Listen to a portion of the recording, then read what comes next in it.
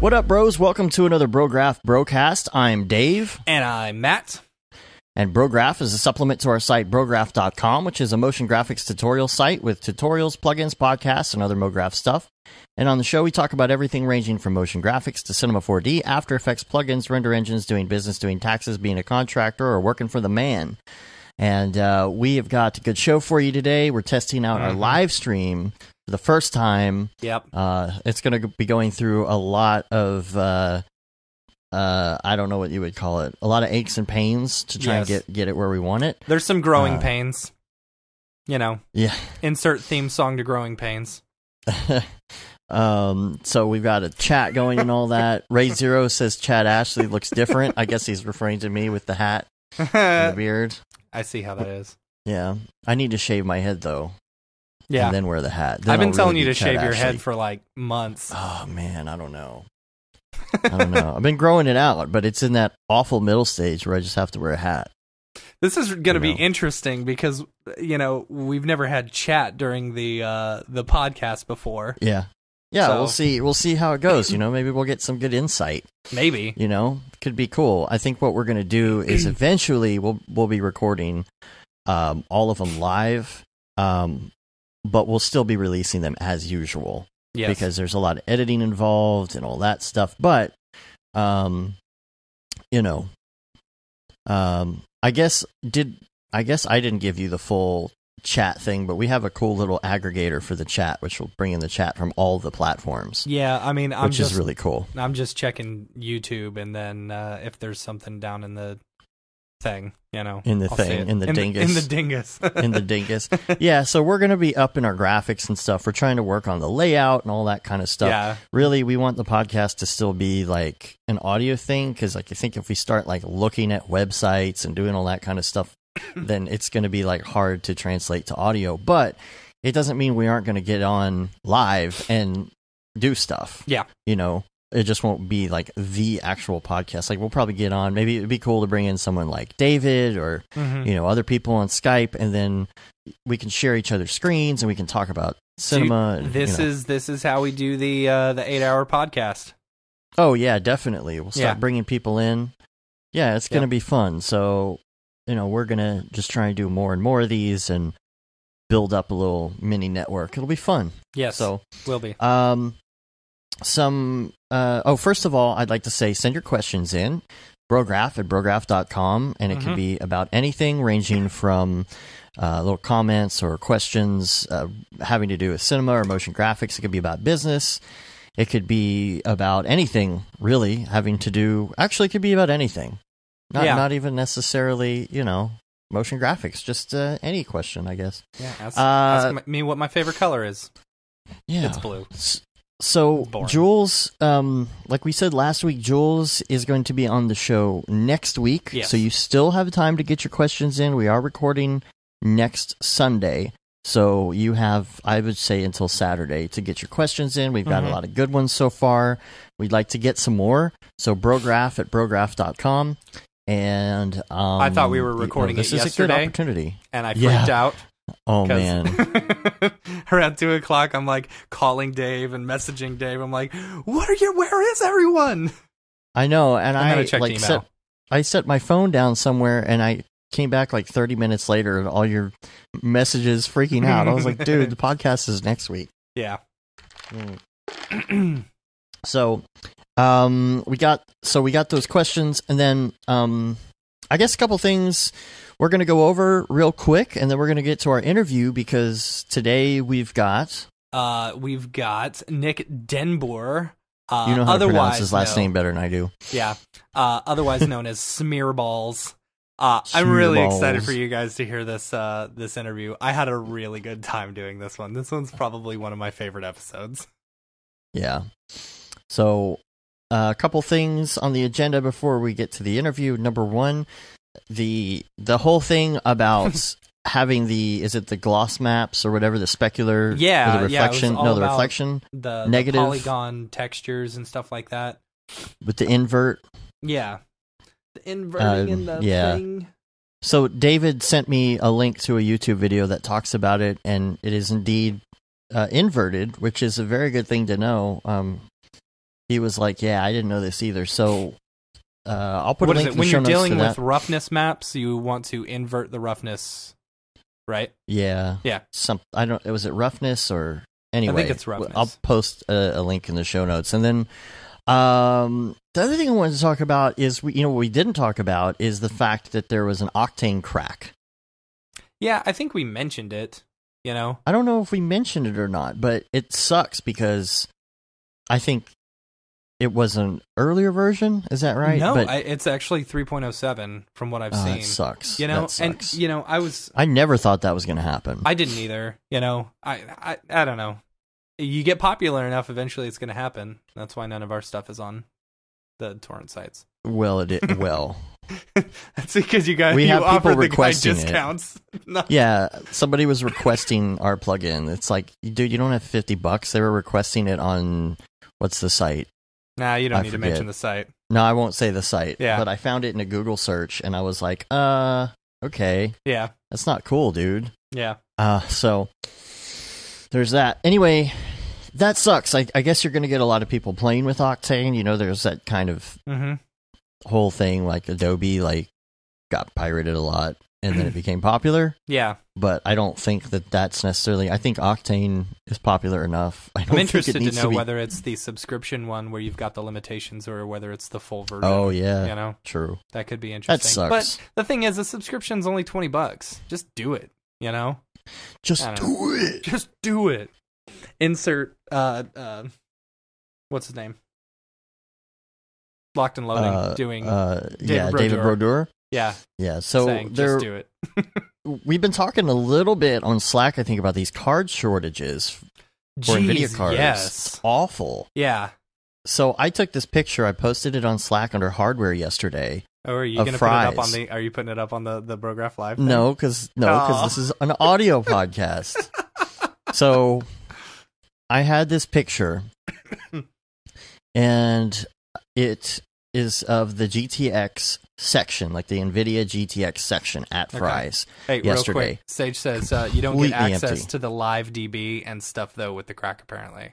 Oh, okay. See, I'm liking this chat. Yeah, I'm really that's pretty liking cool. this chat. We're getting the live feedback here. So, we don't have to correct ourselves next week. We can correct ourselves right away. That just means all the shows will eventually get shorter and shorter because we don't have to correct ourselves. Because we won't be correcting ourselves for 45 minutes, So I'll put a link to that in the show notes. Or you could get on the Slack channel and see it right now because it's posted in the Slack channel. There's the shelf completely empty, and it's crazy because there's Radeon cards and all that on the left, and on the right is just emptiness. And it sucks because the prices are getting driven up by Bitcoin mining and stuff. And which I understand. There's a need or there's a want for it and stuff like that. People want to mine Bitcoin. I've been doing it. I'm up to $60 in Bitcoin. I'm a baller right now. But and I've been thinking about building a Bitcoin, a mining rig and stuff like that. But it's these cards are so expensive. It would take me so long just to pay them off. It would take me a year just to pay off a rig, and that's running it consistently. So yeah. I don't know. It seems to me NVIDIA just needs to get its crap together. And I saw a posting the other day that said, NVIDIA was specifically asking Micro Center and places to not sell to people who are trying to mine, and I think that's kind of do that. Yeah, I know that's kind of crappy. It's I understand they just want to sell to gamers and stuff like that, but you know what? The graphics cards are used for other things, evolve your stuff. Maybe they can make a special Bitcoin mining. Yeah, I don't know. Yeah. Anyway, Sage said he was removing the Octane posts from the Reddit sub, the crack from the Reddit sub. Oh, really? Which is great. Good job. So I don't know. It's whatchamacallit. I think they just sucks. It's driving up prices. It sucks for us designers. there's really not much we can do. NVIDIA needs to make more cards. Yeah. And they're probably ramping down production slightly. Yeah, because aren't they kind of 20s coming out or something like that? Sometimes soon, I would they're think. probably manufacturing them now. Yeah. And getting them ready or something, and they're probably not in a place where they could do more 1080s. I don't know. I'm just speculating, but how are you going to push that much out? I guess it just means that they need to prepare for the next one. Yeah. Yeah. You know? Dan Marino says they do make mining-specific cards, but they don't have a resale value. So that's what I'm trying to figure out. Are these places starting to price gouge on purpose? It just sucks for the designer who's it really caught does. in the middle of this. It does. Especially a few months ago when you could get them for almost half the cost of what you can get them for now. Mm-hmm. Yeah. Right. He says there's no video outputs on them. Yeah, that's really interesting. So they're just like dumb GPUs just kind of sitting there. Yeah. Basically, which is cool, but are they cheaper? Wouldn't it be better for people to get those cards instead of trying to go for 1080 Ti's, Yeah, I don't know. Raid Zero says a new GTX 1080 Ti just sold on eBay for £800, which is what? Hey Alexa, how much is 800 pounds? In dollars. Oh, she's idiot. She's going to say half a ton, or almost half a ton. About $1,000. Yeah, okay. Yeah. That's funny. How much does a hen weigh? I don't know what's that a hen joke. weigh? No, what's a hen weigh? No, I don't. What's a hen weigh? You should get a hen weigh. What? You should get a hen weigh. Is this an old You're supposed to stand-up say joke? what's a hen? What's a hen weigh? What's a hen weigh? What, 2.5 pounds? Da-da-da-da-da-da. And that's enough for Brograph. We quit. All right, and we're out. Something else we didn't talk about is the MSA price of Cinema4D is going up to 800. Is that right?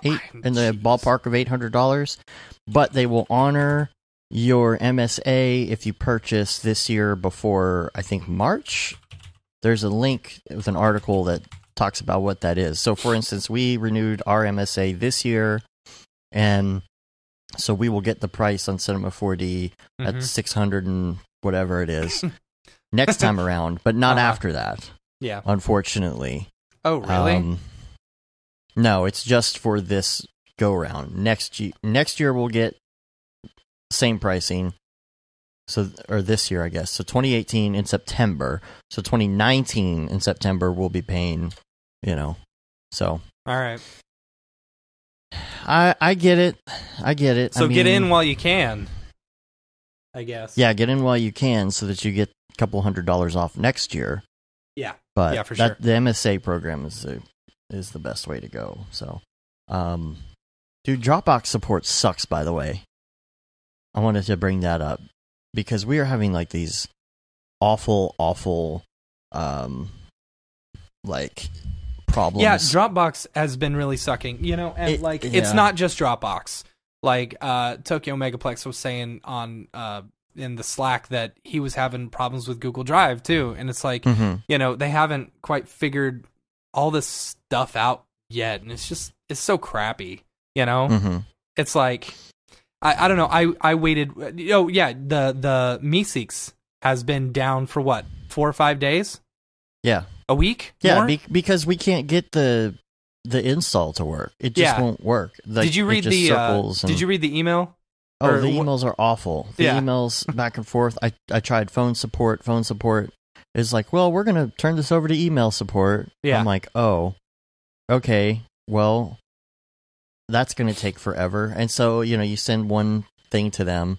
It takes them a day to respond. It's all broken English, and it's like instructions on how to do something in Windows 8 when you specifically told them you're in Windows 10 and it doesn't work, and you tell them it doesn't work, and then they send you the same instructions again, and I'm like, no, that's not it. Plus you're telling me to try and change it to 32-bit for the video card in order for this to work for some reason, which doesn't make sense to me, but okay. Well, it doesn't matter because it's 32-bit by default on Windows 10, and you're giving me instructions for Windows 8.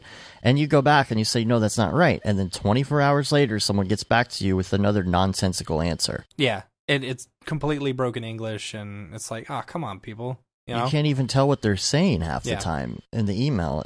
So that sucks. I don't understand what the video card would have to do with that not loading. Yeah, but whatever. Have you tried plugging in a monitor to it? No, I need to try that and see. Yeah. I don't understand why that would have anything to do with it, but I don't know. I'm gonna have to find a monitor to go in the other room and plug it in and find out. So just bring it in and then into your office and then plug it in and take a look. You know. And the other thing, we're gonna have a link to Liam's snowpack in the show notes, because he actually finished that, and then he did a new version that was even better. I thought he called it like Bro Snow or something like that. On the live stream, he showed how to make the snow, and he actually liked it even better. He was like, "Oh, we're gonna put a separate snow and add it to the pack now." Mm-hmm. So Redshift snow, that is. Yes. So check that out. That was on the live stream last week. So make sure that you check out our live streams on Thursday nights for Redshift Live Thursday. Make sure you kind of watch Twitter and YouTube channel. Make sure you subscribe to our YouTube channel so you get notifications when we're live, all that kind of stuff, because we're going to be doing more live stuff here and there. I think, but I'm not sure, I'm going to try and start doing live stuff right after Liam on Thursdays. Okay.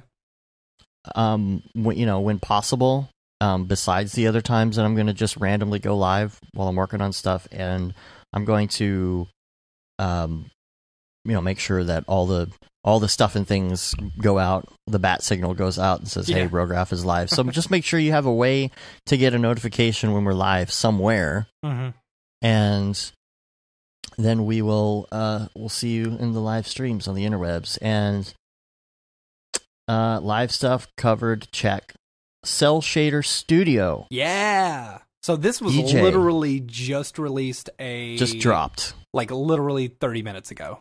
He sent out a mass email. So EJ, and I'm excited because I helped a little bit in this. You know, I was kind of going through and checking out a lot of the shaders and stuff. This is the ultimate shader pack for Toon stuff. If you're looking to do a lot of this like 2D infographic-y animation stuff and 2D looking characters, very EJ Hassenfrost style. Is this just for light, or is this for everything? This is for everything, but it works in light, which is amazing because light doesn't have a sketch and tune, functionality in it, which is awesome. Being able to buy it and then use it in Cinema4D Lite. I was doing. So if you look on his page, on that actual page, there's a little plane that does a little loop-de-loop, you know? Yeah. I did that one using his shader pack in Cinema4D Lite, and I was able to play it because it's all like, you know, luminance textures and stuff like that. I was able to play it like at a normal After Effects rendering speed, you know? It's pretty freaking crazy. So like you don't have that limitation that you normally do with Cinema4D Lite and, you know, actually creating real big scenes and stuff like that because it's all the luminant textures. So it renders really quick. So anyone who's using After Effects, who's, you know, dabbling in light and wants to create some of these characters and stuff, dude, this is the shader pack to get. And I'm sure it's on his site, right? Yeah, it's totally on his site. Already? He's got it live on the site, or did he just link to it on Twitter or something? It's got to be on the site, yeah. Okay, so it's iDesign, EYEDY... DESYN. DESYN. God, it's always so hard for me to remember. And then, yeah, it's like the first thing. Cell Shader Studio for Cinema4D. So right now it's on sale, $69. It's normally $99. It's very cool. It's very, very cool. You guys link it in the Brograph Slack if you're listening live, and we'll. I think Grant is doing that right now, so we're good. Thanks, Grant. Let's see. Cell Shader Studio, Slack hit 200 members. Yeah. It's nice. It's very active. It's been super active after Christmas. Yeah. I've been looking at the analytics on it and stuff, and I open up my Slack like constantly, and I'm like, oh, wow. Okay.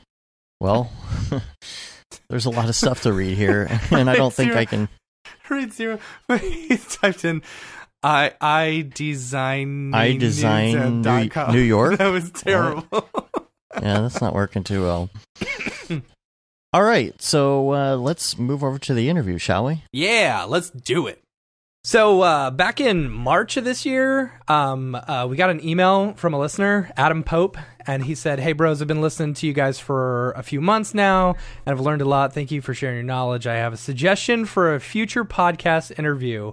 I know everyone talks about Beeple and just about every C4D outlet, but one person I would love to know more about his creative process is Nick Denbor, otherwise known as Smearballs."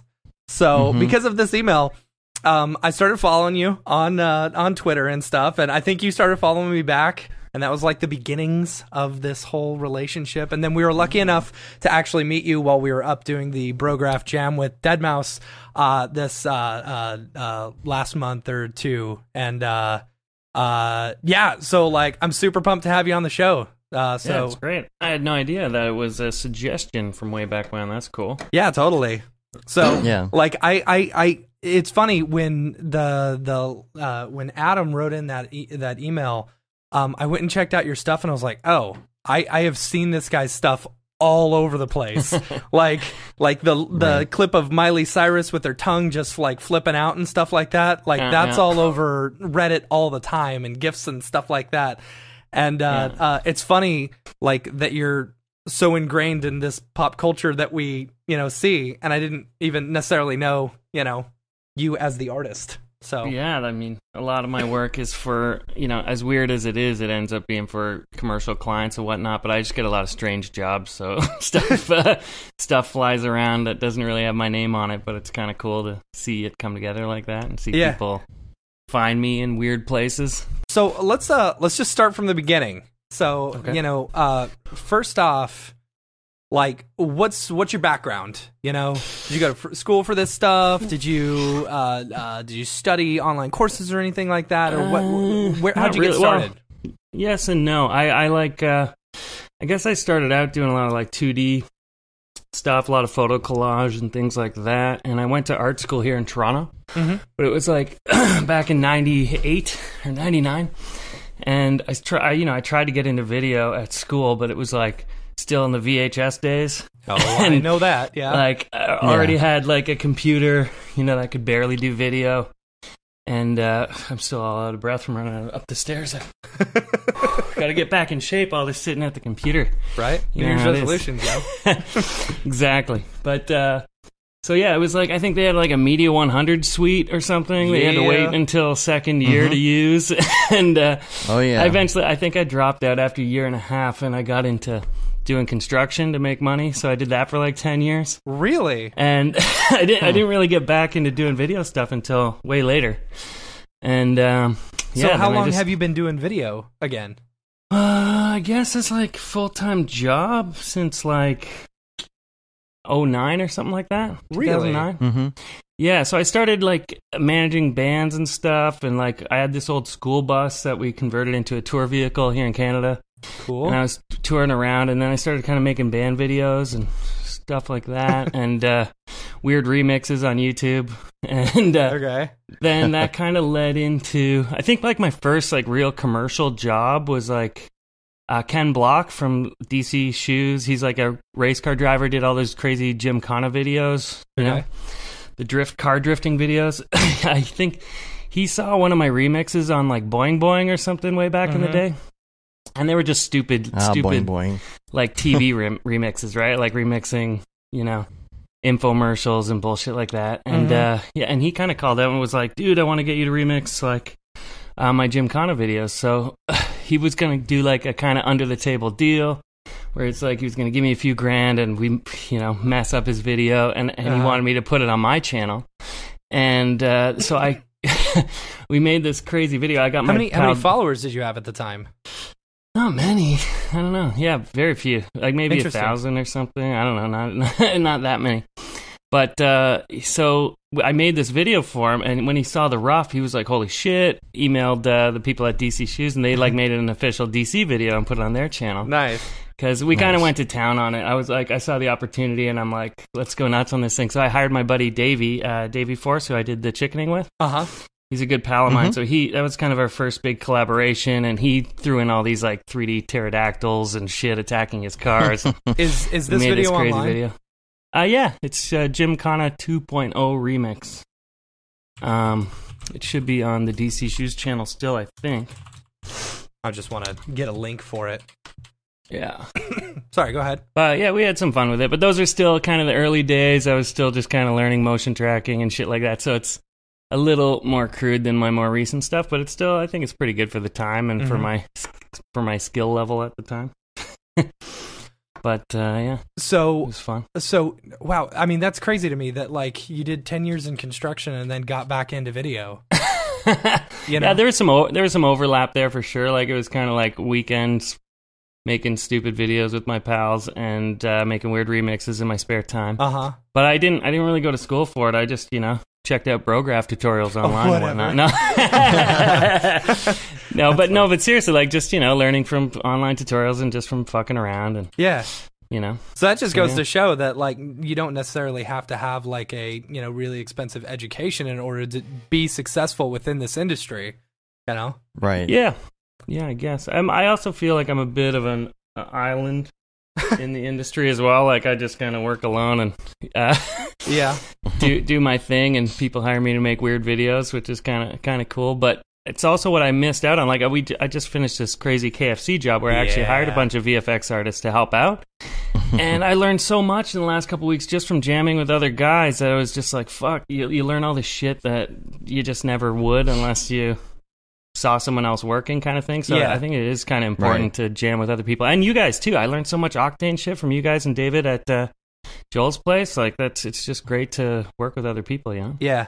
So you've been working in Octane now. Originally, like if you look at your reel, a lot of your stuff seems to be After Effects. Yeah, I was primarily After Effects stuff for a long time. It's only been the last few years I kind of got more into the 3D stuff. I mean, I made a joke tutorial like way back in the day how to make like absolutely love it testicles, the 3D balls mapping tutorial.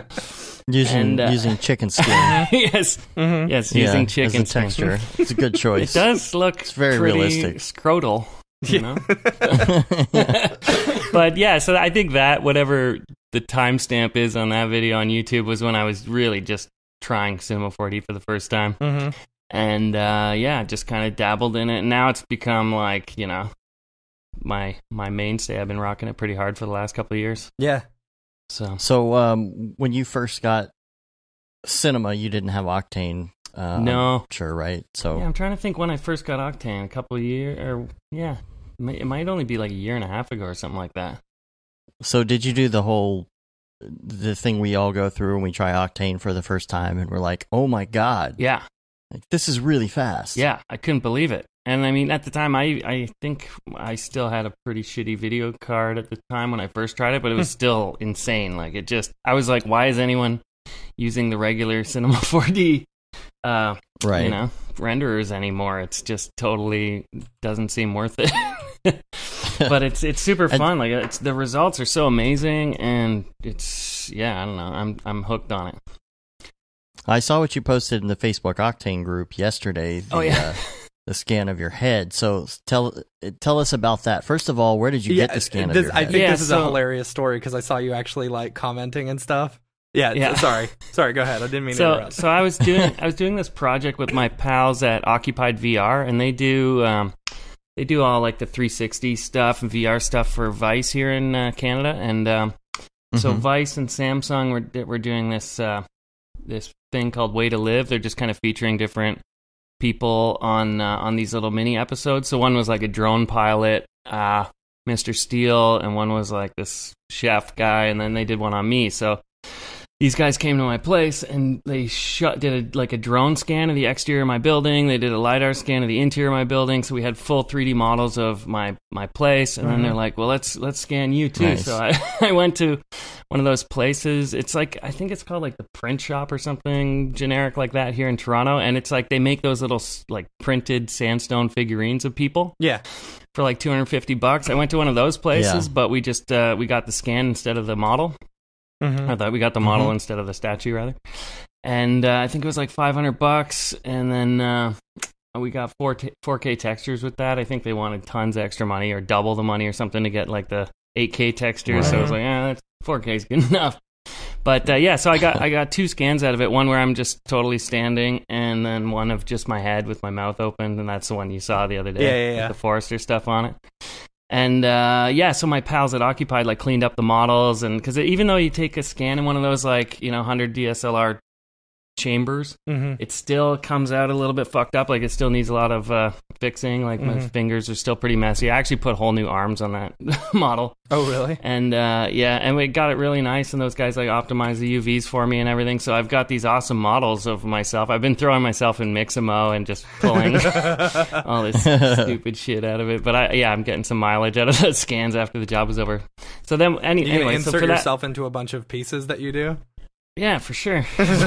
But for the piece itself, it was this for Samsung VR. So we actually did the whole thing in Stereo 360 and rendered it all out in Stereo 360, and then also overlaid Cinema Stereo 360 on top of footage that we shot on a Stereo 360 camera, which was a nightmare. Lining up like cinema camera, Stereo 360 to video from a 6 camera array stitched image. It was like almost impossible. But I got it so it was I know where to start. Yeah, I got it so it was sort of locking. Like we had a nice clean plate to work from, and I matched the camera like literally by hand. Like you're just placing the camera in, and I made measurements. And luckily, the LiDAR scan of the interior, like I use that for a shadow catcher, so we had this like pretty good geometry to start with. But you can't take a perfect camera from cinema and match it to the imperfections of a stitched image. Like it's literally, I think, impossible.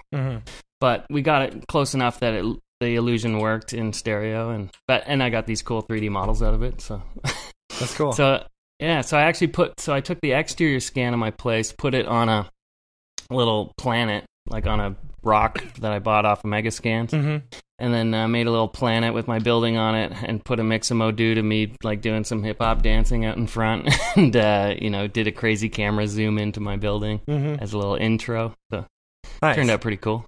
So that's how many polys is in a head model like that? I think it started at 7 million or something like that. Jeez. Which was kind of crazy because a lot of it was pretty redundant when you look at the detail on the skin and stuff. It didn't really need to be. Like I didn't see too much difference when I brought it down to like half, like 350 million polys. It was like even when you zoom right in, it's not really, doesn't really need to be that high.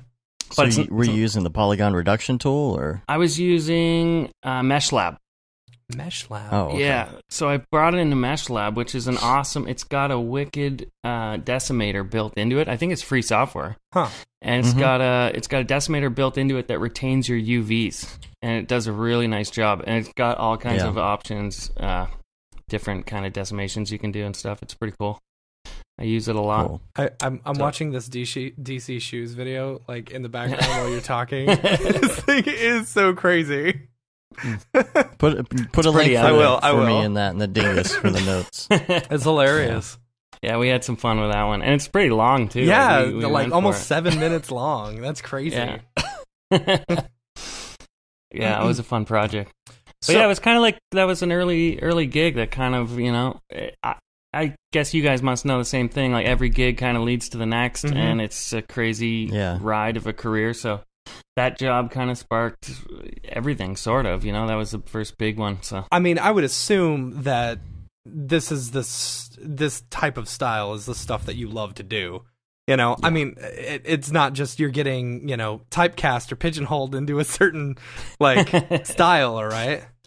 Yeah. I mean, that's why I think it was kind of important to branch out into cinema and do some more 3D stuff too, because I think I took the remix thing pretty far in my After Effects style, and I've done a lot of commercial gigs in that style, and it seems to have worked out for me. But it's also like I think after being introduced to Cinema and Octane, it's just so much crazier what you can do and so much more realistic, and it kind of breaks you out of that. But doing a hybrid of the styles where you're mixing the 3D stuff with that whacked out After Effects stuff, is pretty powerful. I think that's kind of I usually never stop with the just doing cinema renders, it always still comes back to After Effects. And I'm always still messing with it later. So, it's just become an extension of the toolkit. And how did you develop this? Not sound like a jerk. How did you develop this weird style?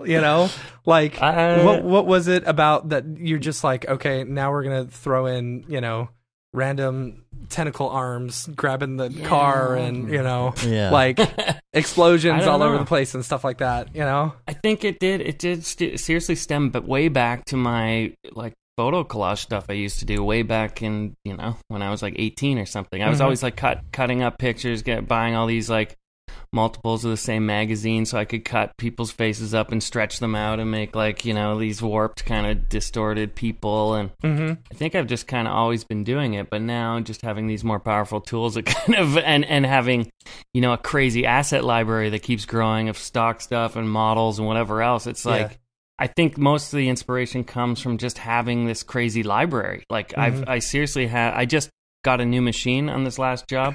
I just migrated all my software and shit to this new box I got. And it took me like, I think 2 full, like 9-hour days just to install everything and copy everything to where I need it. Like, it's just so much stuff now, like just so much, and just organizing all my libraries. I should probably just get a server and like actually keep it all in there. But you know what I mean? Having it all locally and just, managing everything. Yeah. Do you have any is there any inspiration that you're taking from? Because I when I look at your stuff, I see a very similar to like Syriac, Yeah, actually I worked with Syriac. Yeah. I hired him to do, I used to work on Conan O'Brien. I was like a bit creative for the show, and I did it for 3 years. I was doing the daily grind of watching horrible television and remixing it and spitting out pitches to the head writer over there. And every year that I worked there, I did these like remixes where I take the whole year of Conan episodes and crunch them into one like crazy supercut that was all VFX'd out and stuff. So I think it was the second last one I did, like season 3 or something like that.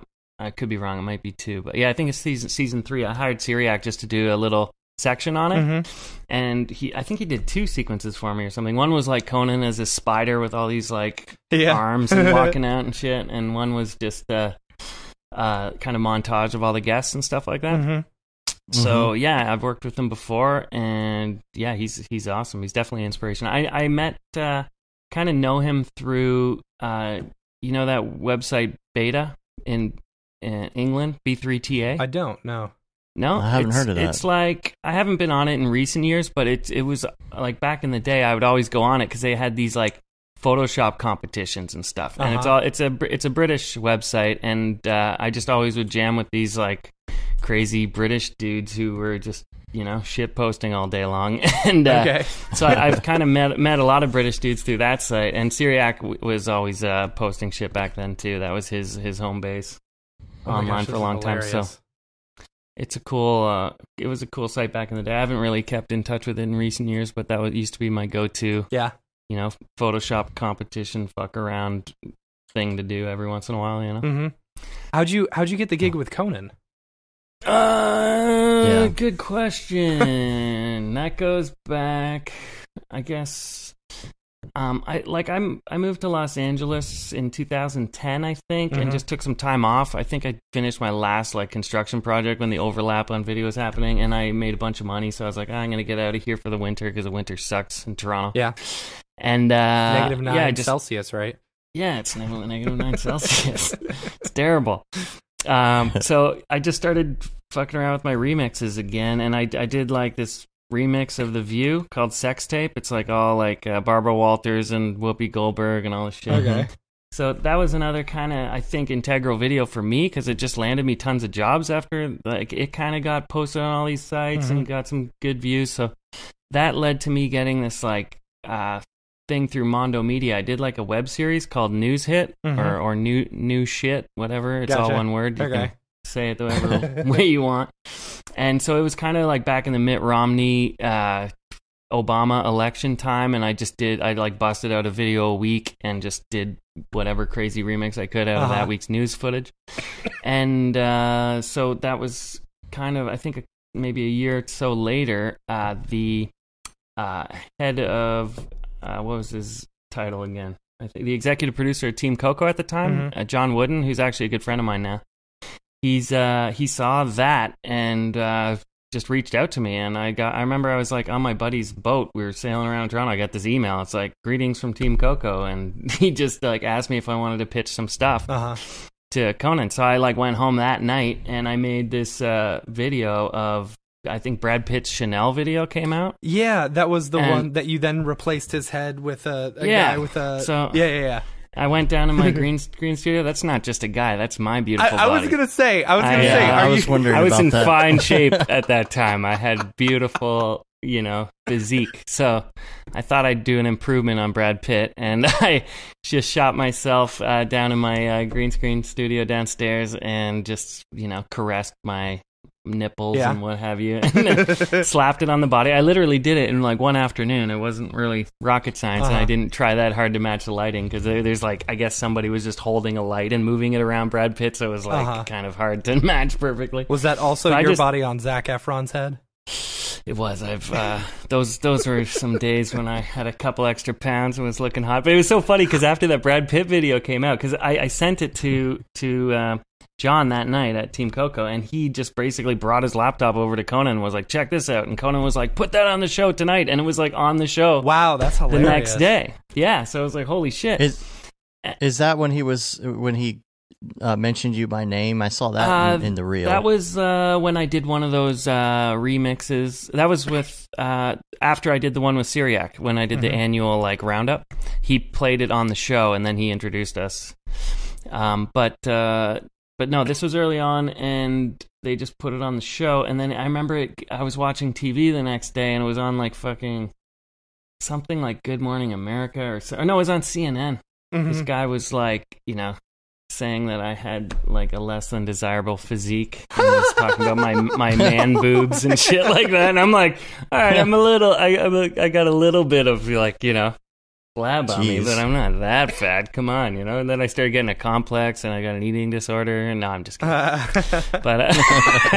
But no, that was kind of the start of it. And then it just turned into like, I just started making videos, and like every day I was just so pumped that I just started making videos, sending them in to John, and he would just go with his laptop over to Conan, and if Conan liked it, it would like make it on the air. Yeah, it was crazy, like backdoor into the show. So is this, and then that later on led to like a actual position and a salary job and what have you. So let me ask you about like actually working within that environment. I've heard this through like at least online through like SNL writers and stuff like that, where they'll go they'll hire contract writers and stuff where they'll actually like write some jokes and stuff and submit it to them, and if they make it, then they get a certain amount of money for actually getting the joke on air. Is that kind of how that was, where you're actually creating content, and just like throwing it to them, and if they like it, they put it on and they pay you for it? And at that time, I mean, it was kind of like a weird situation because I didn't really have a contract or anything. For the first like, I don't know if it was a year or 6 months or something, I was just throwing shit at the wall. I was just like, here, because I had like an awesome success rate, like 1 in 3 of my things was making it on the air, and I was like, this is fucking awesome, because I guess I had a unique look. It was a bit crazier, and it just like went through. So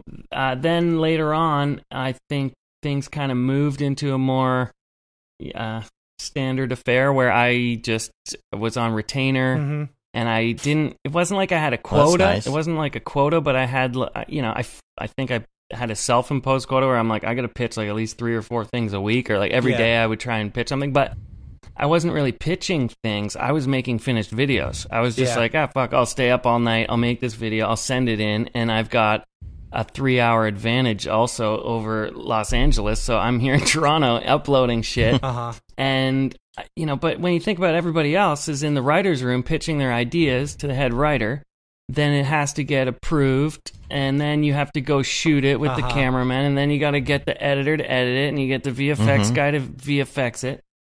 And then you've got this like 5-stage process that's a huge pain in the ass, and it's a lottery with 17 other writers to see if they even like your idea. Whereas I was just like, oh, I'll just fucking make this thing and send it. It's already done. Makes everybody's life easier on their end. But at the same time, I'm sure I probably pissed off some writers who had their ideas chomped because I just finished a video, but might not have been good for the system over there too. But at the same time, it was just like, well, if I can do this, you know, there was a time when I was considering going down there to work, but there was also a union nightmare because it's like, do I have to be in 6 different unions to be able to shoot my own video, edit my own video, be the fat guy in my own video, or whatever the hell, you know?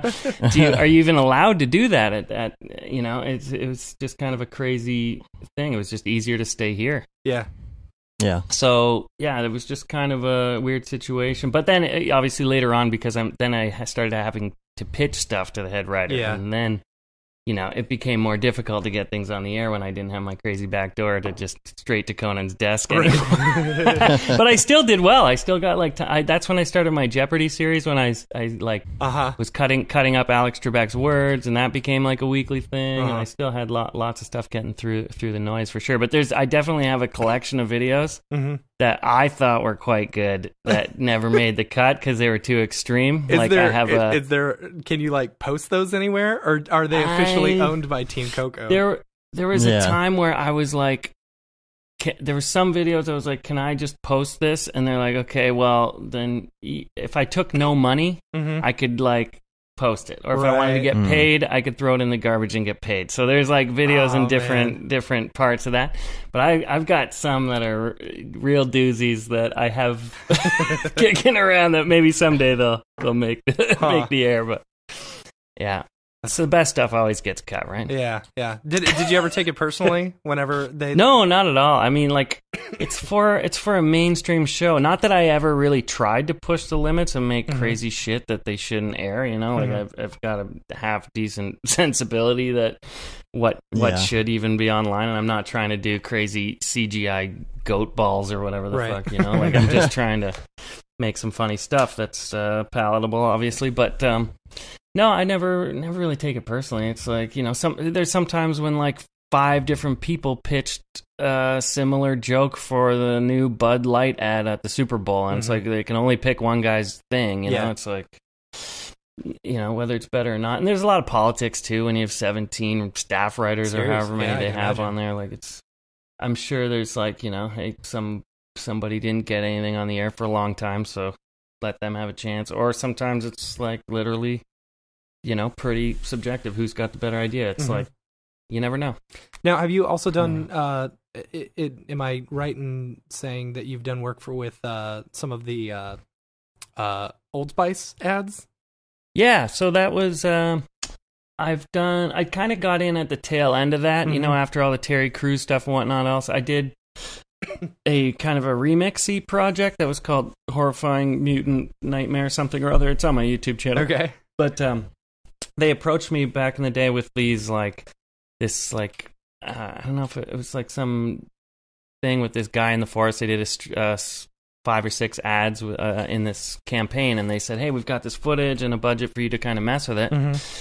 So, yeah, I just knocked out a remix in, like, I think I had, like, 3 weeks to do it or something like that. So I shot some stuff to kind of add to the mix over here, and I did some Cinema4D stuff in that as well.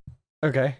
Like I turned the race car into a hot dog. That was all Cinema4D. There's a bunch of other weird stuff in there. So that was kind of a hybrid of After Effects and Cinema4D stuff. And that kind of. What parts did you use Cinema on this one? I did. There's the bear like pukes up a TV. That's a Cinema render. I think there's. It's really hard to tell. Like there's I think.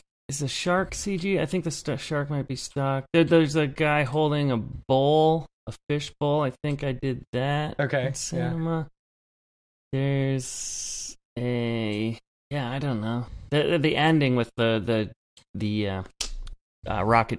rocket car and the hot dog is all Cinema, and After Effects obviously with all the roto and everything. Gosh. But yeah, that was all kind of remixed from their existing ads.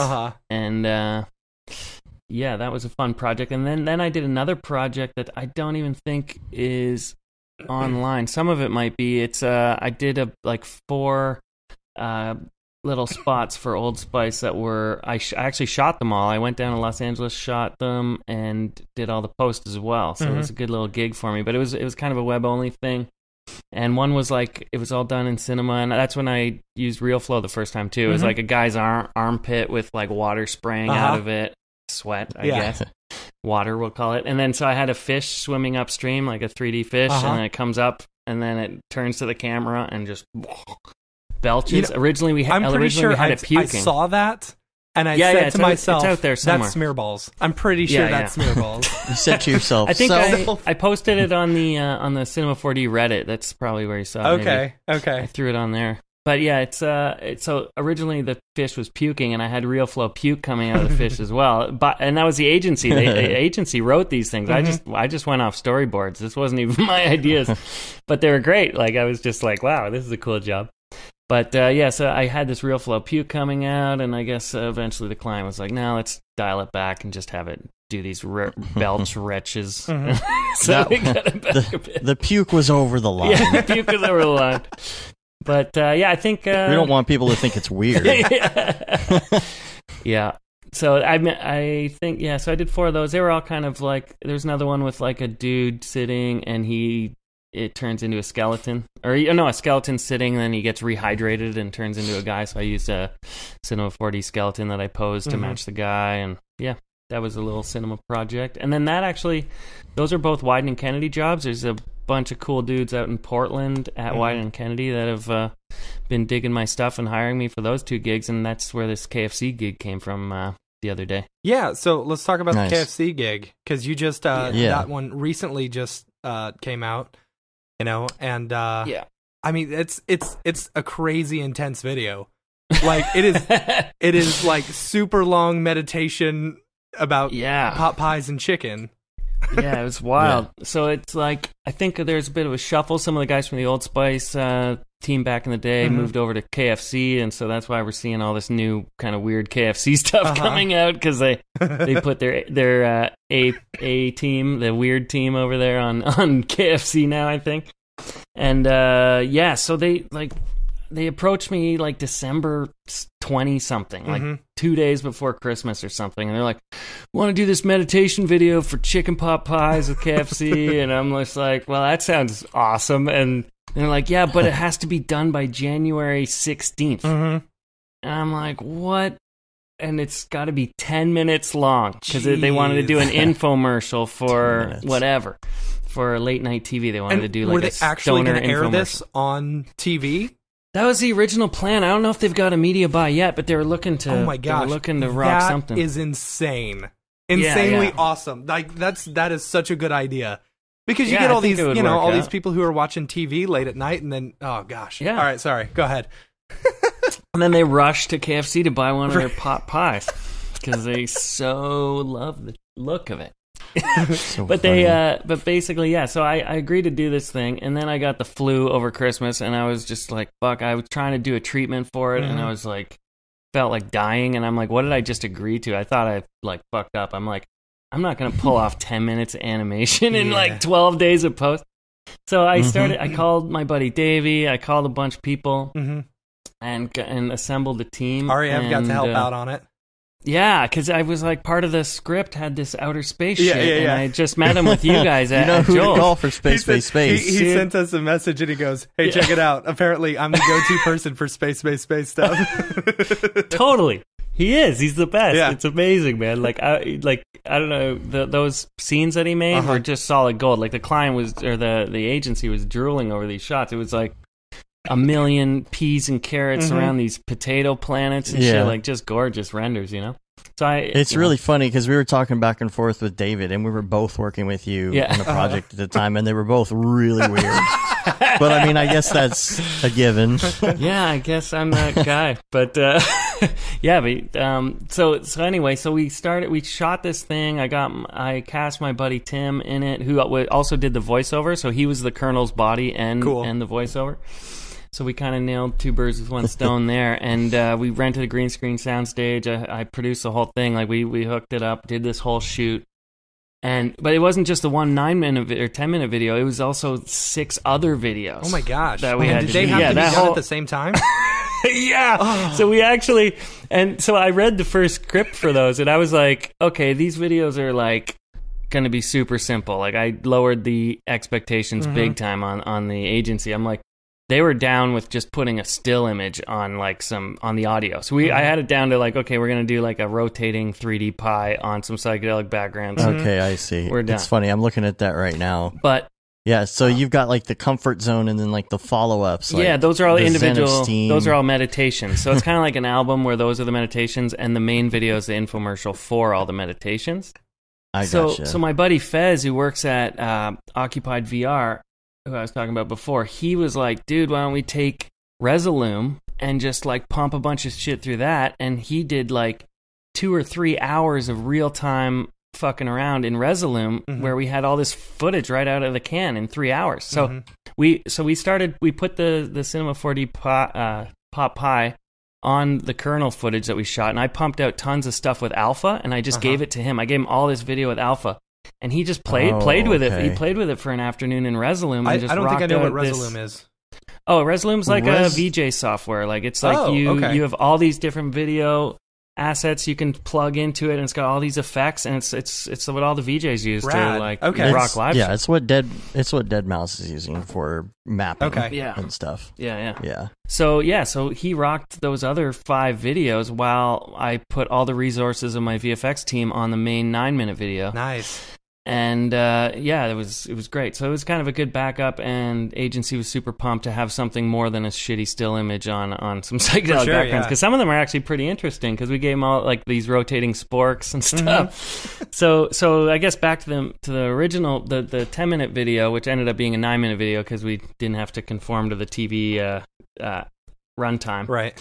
We ended up trimming it a bit, but when we started throw a out, couple KFC commercials in between. yeah, exactly. But this episode of Brograph brought to you by KFC. KFC. Buy their pot pie. We do chicken right. But so like during, I think it was still just a few days before New Year's, I knew we had to get the ball rolling in order to pull off this post. So Davey mentioned he had a buddy named Brian Egan, who's an awesome animator. And he both of them worked at a company called Mousetrap in Los Angeles together. Yeah. And Brian, I guess like his reel is mostly like his like 2D like drawing traditional animation stuff, but he's an amazing Octane artist as well. And he is also a great modeler. So he modeled that chicken pot pie in like an afternoon or something. Wow. And he modeled the like sporks, like the fork, and like from a photo. I just gave him a photo, and like a few hours later he had that like the whole spork with the Colonel's head modeled and everything. I don't even know how he did it so fast. So we had all these awesome 3D assets going in and started playing with them right away. And I just kind of like, David did his own thing. Brian kicked out a bunch of those renders, like the spork tunnel sequence. Brian did all that. And then I comped it and added all the smoke and the triangles and shit to it. So we kind of worked together. I did a lot of comping. I did that whole like spork with the hands coming in with the sporks bending and stuff like that. I did love that the section. Now imagine you have a fork, and now imagine it's a spoon, and then put them back together. Yeah. The guys at Wine and Kennedy wrote a cool script for it, but it was just like I didn't want to do see and say for the whole thing because it was just so crazy. So we kind of just did some scenes that were a little more psychedelic and comped in After Effects as well. And I don't know, we just kind of went crazy with it and pulled like 21-hour days for like 12 days straight and totally burnt out. Like literally, Davey and I and my friend Tyler, who is editing, the 3 of us sat here like from 7 or 8 a.m. till like 3 a.m. every day, like just not for 10 days straight. Wow. Oh, man. Or 12 days or whatever it was. Yeah, the 5th until the 16th. That's crazy. Man. Yeah, it was nuts. And then, and David did his thing. I think David was kind of busy until the 8th, but he pumped out what he could from between the 8th and the 16th. Yeah. And then I just had like 2 days at the end just to throw it all together in the final edit. Wow. So do you have, you said you're kind of just a lone gunman. Do you have a studio like that you bring people in or? Not usually. Usually I just collaborate with people like I said with Syriac, he's got his thing going on in England, or I collaborate with my pal Davey in Los Angeles, and we just kind of piece things together like that. This was the first job where I just had this completely insane deadline. I actually had to assemble a team here so we all be in the same place at the same time. And but I do have a studio up here. I've got 2 workstations and like a little shooting studio downstairs. It's kind of like a back alley coach house kind of thing. Like is that the one that you've got on your building? YouTube or whatever, where it's got all the dancing things around that you motion track? yeah, exactly.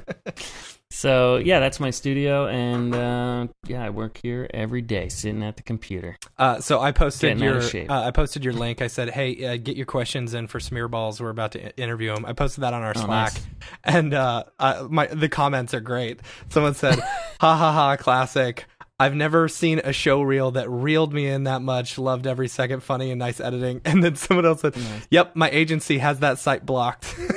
You know what? When I did go down to Warner Brothers studio, because sometimes I would go down to Conan and work there for like a week or 2 or whatever, and I'd try to go on my own website, it'd be blocked, like, because I think people think it's a porn site or something. Funny. You know? That's funny. Put the word balls in it. But, yeah. And someone else said, what the hell did I just watch? It was amazing on so many levels. And then this one, I think that's enough internet for today. I was really not ready for watching that. Well, apologies to anyone who was offended or hurt. Nah, it's great stuff. Absolutely great stuff. Like, seriously. Thanks. So what's kind of a dream project for you? You know, like you're getting all these, like, it seems to me like, I don't know. So we just worked on this project for you, and like, you know, it was kind of simple. It's the same stuff that we've always done, but because the content was much more fun, you know, and so different, like it adds, I don't know, it adds this whole level of enjoyment. You know, so like, totally. Really, I would assume that even though you're doing these crazy hours with the pot pies and stuff like that, like you kind of have a bit more creative freedom in order to do just fun stuff, and you actually enjoy it more. I don't know. That's just my assumption. Totally. Yeah, like, you know, back to your first question, like what the dream job is, it's just, you know, the more creative freedom you have to fuck around and throw your own ideas at something, the more fun it is, I find anyway. But you're right. It's like even this KFC job, it was a crazy challenge, but it didn't feel like work because it was so much fun, and the deadline was so tight. It was kind of like anything goes, just make something awesome, and we could just go nuts with it, you know? So, you know, that's more fun to me than the projects that are cut and dry, following a storyboard, or like, you know, having a client make you change everything for the sake of them saying that they made you change it or whatever the hell, you know. It kind of like, the dream job is having an awesome client where there's lots of creativity to go around on all fronts, and and funny content too. If I look at it at the end of the job and it's funny, that's a big help too. Like, I mean, most of my gigs, there's some kind of element of comedy in it. That's, you know, which is nice. But that's I kind of just like more of the same of what I've been doing lately. I've been really lucky last bunch of years. It's been really cool gigs. So yeah. The KFC video has 400,000 views already. Wow, that's not bad. Couple in a few days. What's the best project you've worked on? The best one? Like, what was your favorite project you've ever worked on? I don't know. I guess, you know, I'm like a paid project or like anything. Anything. Well, I had a lot of fun making the chickening, because it was just me and my friends just fucking around with The Shining, and you know, it was kind of a no rules proof of concept thing, and we did it for a couple months, and that was pretty fun. It was and it just went for a wild ride afterwards. Like, we got into TIFF and Sundance and like 50 other film festivals. So crazy. It was kind of a wild ride, and that kind of led to this, you know, getting this advertising work as well, because that was kind of the calling card for that year, where, you know, a lot of people saw that film, and I got a lot of gigs out of it. So when you're when you're submitting it to Sundance, like did you actually, like, because isn't it expensive to put something to Sundance? Well, we did. I think we got like tapped for that one. Really? Like, it got into TIFF because, well, I made it as a total proof of concept for Warner Brothers, because I was working for Conan at the time, and I'm like, hey, we teamed up with his production company at the beginning after we made the proof of concept. So then we brought it to some guys at Warner Brothers, and we're like, they own the rights to it with the Kubrick estate. And we're like, wanted to pitch them a show where every episode was a different film put through the crazy smearballs blender, Nice. So, but we, obviously couldn't get the Kubrick estate on board, I think, and it was a bit of a failure in that regard.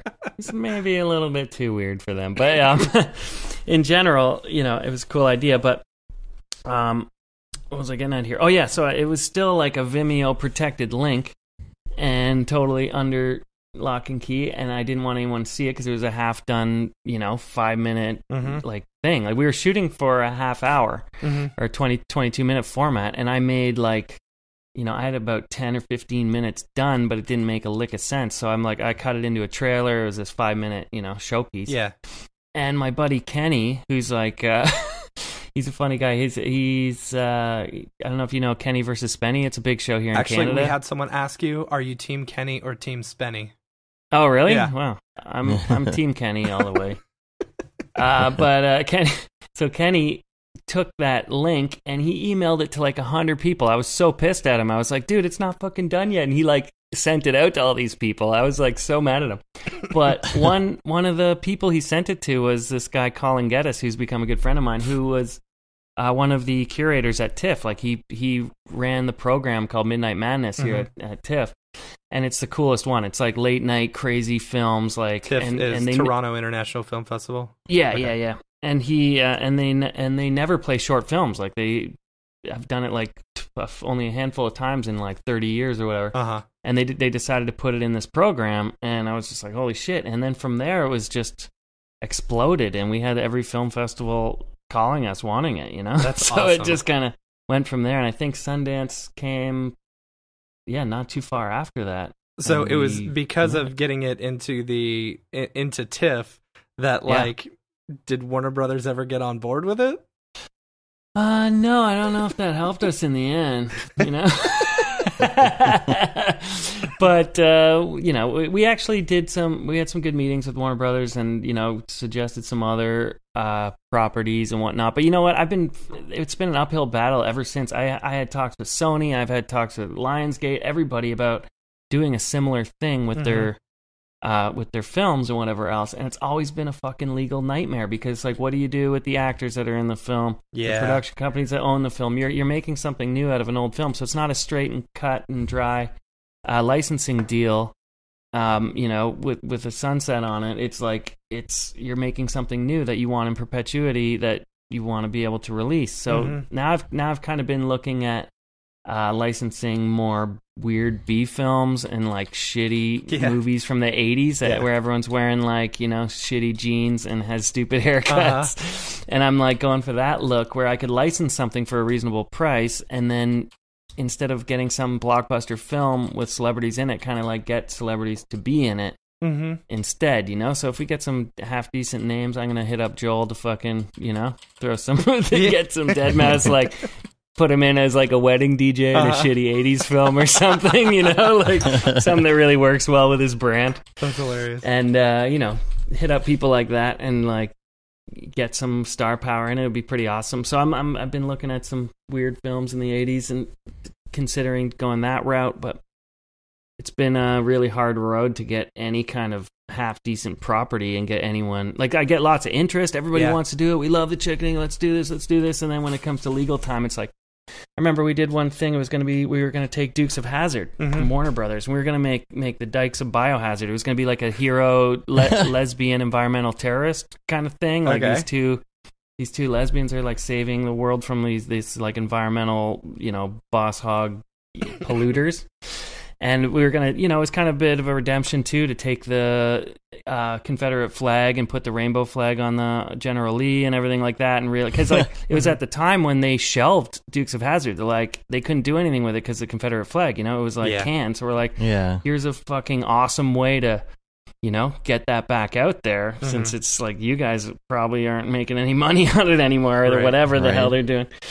So that went okay, but then when it came time to license, it's like we wanted to do like a little 11-minute pilot thing, and they wanted like more than $250,000 to use like 11 minutes of Dukes of Hazzard or something like that. And it's like, there goes the entire production budget and then some, you know? So it's like, we had these cool ideas that really went really far with the execs and whatnot, and then it's just like, you know, and then I was like, why is it so much money? They're like, well, actors, whatever. I said, I'll replace all the actors. All their faces will be new faces. Yeah. None of the actors will be in it. They're just body doubles. And it's like, well, then there's the music. I'm like, I'll replace all the audio. Yeah. I'm like, I had an answer for everything, but it's not like, you know, then you're going back and forth with lawyers that are running up a bill, and it's just like, it's a nightmare. So I kind of put that on the back burner a little bit and thought I'd go a different route. Yeah. How about the movie Hot Dog? I mean, that would be... I'm not familiar. What's that? You sure should be able to get the rights to that. You should look up Hot Dog movie. So it's this cheesy 80s skiing movie. Yeah. You know, one of those movies where, you know... Is it like Better Off Dead? There's the guy... 1984. Kind of. Like the guy trying to get the girl and whatnot, and then like there's this, of course, you know, the big ski contest at the end where the underdog is gonna. Have you considered like actually writing like original content or like original scripts and stuff like that, and then just like actually doing it that way? Like it seems to me like like a channel like Adult Swim or something would just be dying for stuff, you know. Your stuff. Yeah, for sure. I've got some stuff cooking in that realm too, but you know, it's just we've gone so far developing this kind of remix style. I really want to try and make it commercially viable somehow as well. But then, you know, I've also been toying around with doing more of a like augmented reality thing using Octane renders and doing a hybrid thing with some shot stuff and some, you know, cool Octane stuff that could be cool. But yeah, it's just, you know, then these pesky advertising gigs keep getting in the way, and I don't get my own shit done, you know. Right. But hey, you got to make money, right? Right. But yeah, I mean, it's all I've considered all the above for sure. But yeah, you can only do one project at a time, it seems. Yeah, cool, man. Oh. Tell me about Tom York smashing the dead fish. Yeah, that I think I made that again back in the beta B3TA.com days when I was fucking around there. That was just a meme that was going around because that video was so ridiculous of him miming shit, right? Mm-hmm. So yeah, I thought, why not make him pound a fish against a washer dryer? And is that you? I'm guessing that's you in the shadows slapping him. Yeah, I can't tell. I haven't seen that in a long time. I don't remember, but yeah, probably. Usually there aren't many other people around here to video on the green screen, so I just do myself, you know. So you go down to your green screen, you hit record on your camera, you take your shirt off, and you just do some random stuff. I would love to see just like the amount of like just spare footage you have of just yourself doing weird stuff. I have a folder on my hard drive just called green screen stuff. I have myself walking completely naked on a treadmill. I've got shit I never want anyone to see. You know, it's just like, but it'll come in handy one day. But it's the kind of thing, yeah, it seems like a great idea when I'm sitting by myself on my computer and I'm like, oh, I'm going to go shoot this for a second downstairs. Mm-hmm. And then when I watch the footage, I'm like, what the fuck did I just do? This is so stupid. But it's not like I'm going to call someone else up and be like, hey, come over and get naked and I'll shoot you on the green screen. Not that I do a lot of naked stuff, but sometimes stuff calls for it. Like, you know, remember that Coney 2012 guy? Uh-huh. Yeah, he got all naked and ran out on the street and went crazy. I don't know, that weird dude. Yeah, the guy who did the documentary. Yeah, so I did a video of that, and I'm like, well, I need somebody to be naked, and I rotoscoped his head out and stuck it on my own naked body because it's not like I'm gonna call up a friend, you know. Right. I don't want to see my friends naked. Yeah, you don't have many options there. Yeah, that's hilarious. So. That is really hilarious. Oh man. Yeah. So what's next on the agenda? What's next for Smearballs? And how'd you get the name Smearballs? Yes. Honestly, my buddies and I, if you look like my oldest YouTube videos, my buddy Aaron and I used to just make these dumb videos, and I don't know. I think my family's Dutch, and like you call like your muscles like spears, and spearballing is like your bicep, like your spear balls. And I said that one time, and my buddy said smear balls, and then we laughed, and then we just started calling each other smear balls years ago, and it just kind of was a funny name. So it stuck around. One of those jokes that, you know, never went away, I guess. Yeah. But it really has no meaning, and it's just stupid. All right. I mean, I feel like it matches your style very well.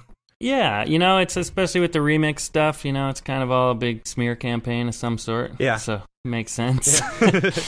But what's next? I think you guys saw, and Joel fucking leaked it on his live stream, my half-done music video for him. It's so good. It's so I was like, fuck, it's out there already, but at least, you know, it's only half done. So I'm just diving back into that today after I get off the horn with you guys. Yeah.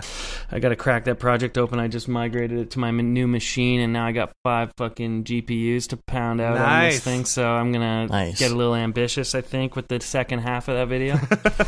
So you do a lot of 3D tracking, right? Yeah. So I use I used to just use the Cinema4D tracker mostly, or I use a bunch of different techniques depending on the track. Sometimes I'll use Mocha camera solve on very specific asks, and then Cinema4D tracker I did this fucking crazy job. I flew to Austria to do this job on a ski hill. We shot GoPro footage of a family going down the ski hill. Oh gosh, I can imagine motion tracking snow is just like it's fucking nightmare. I was like, there's enough shit in the snow and detail in the snow, I can do this. And then when it came time to do it, I was like, I did it in cinema, the whole fucking thing. We shot at 60 frames a second, and it was all in 4K. And I'm like, but I needed the 4K to get the detail in the snow. So even though the delivery was going to be in 1080, it didn't matter. And I'm like, fuck, it just killed my system, and it was a nightmare, man. But it worked. Like, Cinema recreated the whole fucking ski hill in 3D. And it was a splice together from, like, there's a bit of edits hidden in the video, so it looked like it was one take, but it was like 3 different takes. But I ended up having to break it up into 10 or 12 different Cinema4D projects just to get the track, because it would fuck up on a turn or something, and I have to do a new one. And then I had to like make it so there was no overlap in those models in that scene, so I positioned the models so that there was no overlap in the next scene because the track was different. It was a complete nightmare. But I got it done anyway, and it looked cool. Yeah. We had all these, like, you know, dinosaurs attacking the skiers and shit like that. It was a fun little project. What's the most boring project you've worked on? Like, I mean, we all get explainer videos and stuff like that. Like, you know, I'd love to see a Smearballs explainer video. Boring video. Yeah, explainer video. I've probably done some. I'm trying to think. Like, I guess when I started out, I did this big project for Sennheiser that was kind of fucked. It wasn't boring, though, but it was just fucked.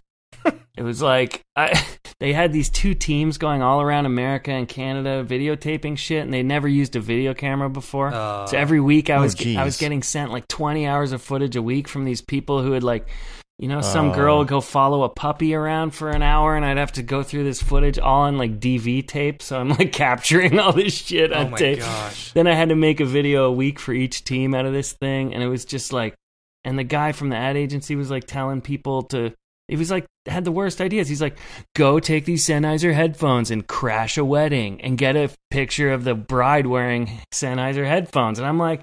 Don't do that. Like, we got to not do this. Like, if you showed up at my sister's wedding and tried to put Sennheiser headphones on my sister at our wedding, I would punch you in the face, you know? Like, it was like bad marketing across the board. So it was just like unless you're holding a fistful of cash. Yeah, exactly. Like, and they weren't offering any money. It was like some contest that was like bound to get someone beat up. So I've done some jobs like that. It wasn't really boring though. It was just like, why are we doing this, you know? Yeah. But sometimes there's jobs that, I don't know. I wouldn't say they're ever really boring. They're always at least a challenge or something. I don't know. Yeah. It's like, I'm sure there's some that I could dig up. It's not coming to mind right now. But, yeah. Man. There's some out there. That's awesome, man. Like, I love your stuff. I really do. Man. I really do. Hey. Well, I hope we get to work together some more soon, man. You guys saved my ass on that Adult Swim show I just finished up. I just wrapped that yesterday. It was like I did a couple more things for them, but it was like one of those jobs that kind of went on a bit too long, and it bled over into this KFC project. So I'm glad I could call you guys up and it was fun. It was easy. I mean, you know, it was relatively easy for what it was, but still, like I said, it was so much fun to actually work on because of the stuff. So I apologize. My model was a bit of a mess. No, your model was totally fine. Together. Like I didn't have any problems with it at all. It's funny when like I can only imagine how many times you get this, because at one point the client said, "Can we make some more pus-looking meth scabs on the face?" And so like I'm like Googling scabs and stuff like that. And I'm like, oh my gosh. Meanwhile, I have a giant pack of scabs in my library here. You should have just asked me. That's funny. But for your listeners, this is a show called Mostly for Millennials. It's coming out on Adult Swim pretty soon, and it's produced by Eric Andre, so it's in that kind of realm. Yeah. But it's a little bit more crazy because there's all this animated stuff and VFX shit. So Matt helped me out with this Thomas the Vape Engine character. So that was the whole thing. It had to be just a little bit different, at least different enough from Thomas the Tank Engine. Yeah. So I did all those modifications, gave it like a vape, spout coming out of the top of it, cartomizer or whatever the hell those are called. And and you brought it to life, made it puke and all that kind of shit. Cool. Yeah, it was. I don't know. It was a very fun project. It was a very fun project to work on. Nothing like Googling scabs and vomit to really make it very fun. Yeah.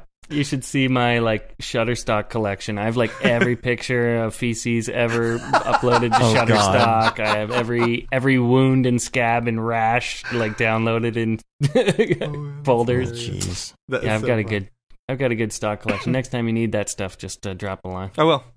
Yeah. Good to know. Yeah. Yeah. All right. So we have one question in particular from a listener that I thought would be a good one to go over. Okay. And thought maybe you'd have some input on this as well. This is from Kyle, who says, "I know this isn't a very attractive Cinema4D or After Effects question, but I'm hoping for some insight on experience with MoGraph veterans such as yourself. Looking for advice on MoGraph work agreement, profit sharing versus project-based work. Normally, the projects I work on are project-based with an agreed upon amount and time, like most of us do. Someone I've had a long-term work relationship needs an animator for creating a series of template projects where he wants to split the profits. That's the old, we're going to split the profits on this if you do the work for free thing, right? Oh, wow. I was hesitant on this offer, mentioning I require money up front, so he offered a reduced hourly rate at the start of the projects, then slowly working up to a respectable hourly as profits come in, then lastly switching to a total profit sharing format. What's the best way to be sure I receive the correct shared profit? If I agree to a percentage of the profits that come in, i.e. 20%, do I ask for invoices on the projects to be sure I receive the correct amount? Do I need to seek out an attorney for this kind of work, or is it standard practice? I have zero experience working on profit-sharing projects. Any information or direction would be much appreciated. I wouldn't touch that job, and I'll say one reason why is because, the ball is entirely in the client's court as far as reporting earnings or anything like that. How do you know what the hell's going on? How do you know there aren't any other deals for this content? How do you know? It's just kind of it just kind of sucks. Just get paid for it if you can. Or like if you're really desperate for the money or something, that's their only thing that they're going to offer. I don't know. It's a tough call, but I kind of stay away from that kind of stuff. Yeah, I would generally say the same thing, unless this company that you're working that wants you to do this stuff actually has a good reputation as far as something like that goes. Like say School of Motion was to come to me and say, "Hey, we want you to teach a course, you're going to have to do all the work for free, but we're going to do profit sharing." I would be more inclined to work with a company like that where I know at least the background and I know people who have had, who have made it Success. work. Yeah, who's been successful. But if you don't know this guy from Joe, I wouldn't say I do it for real money. Yeah, base it on the success rate. And what happens to a lot of us is in the beginning we do one or two like that. And then over time it's like, oh, well, that probably wasn't the best idea. You know, you do one or two, and then you realize you're not making anything, and then you're just like, oh, never mind. Yep. Yeah. I don't think, honestly, I don't think it's a good idea to do. Yep. Yeah. If you want to work for that reduced rate and do a whole bunch of them, you know, maybe in bulk you'll make some money off of it.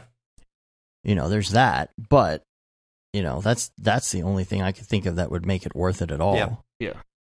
I still do some free gigs here and there if it's a cool client or an idea, or it's got some place that's got a massive fan base. I did a little thing. You remember that Ronaldo statue that was all fucked up, the soccer player?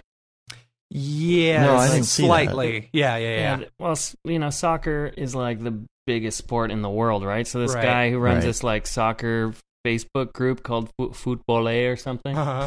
He approached me, and I was just like, yeah, I looked at his numbers. He's just like, every video that they do, it gets like tens of millions of views. And I'm like, yeah, I'll kick something out for you. So I spent like an hour or two, and I made this thing where I made Ronaldo's face look like the statue, so his eye was all out of whack, and he was like, oh, I'm Ronaldo, whatever. I think I saw that. Kicked it out. I think I saw that. Yeah.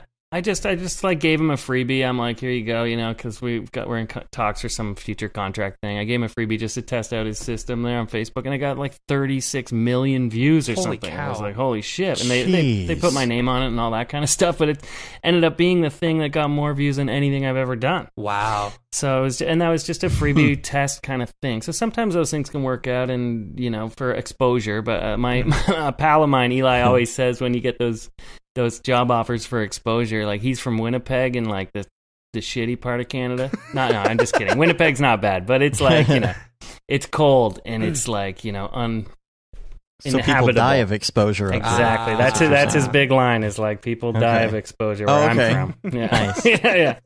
So as a Canadian, you can throw that line out there. When people are ask. you a fan of the band The Weaker Thans? They're a Canadian band. Weaker Thans. Yeah, I know them. Yeah, I think I'm not super familiar with their stuff, but they got a song some good called songs. "I Hate Winnipeg." You're Canadian. Oh yeah, you're exactly, Canadian. Yeah. Do you know the? Yeah, you're Canadian. You know everybody in Canada. You know Dave from Canada. Yeah, I do. Yeah, it's cool. Actually, you know what I've heard said a lot of times. I don't remember who originally said it. I think I heard it on Grayscale Gorilla years ago. Was work for full price or work for free? Yeah. Because what happens, you work for kind of something, a little bit of something, and it's not worth that much of your time, and then people start getting nitpicky about what you're doing, and they're like, well, can you do this, and can you change this, and can you change this?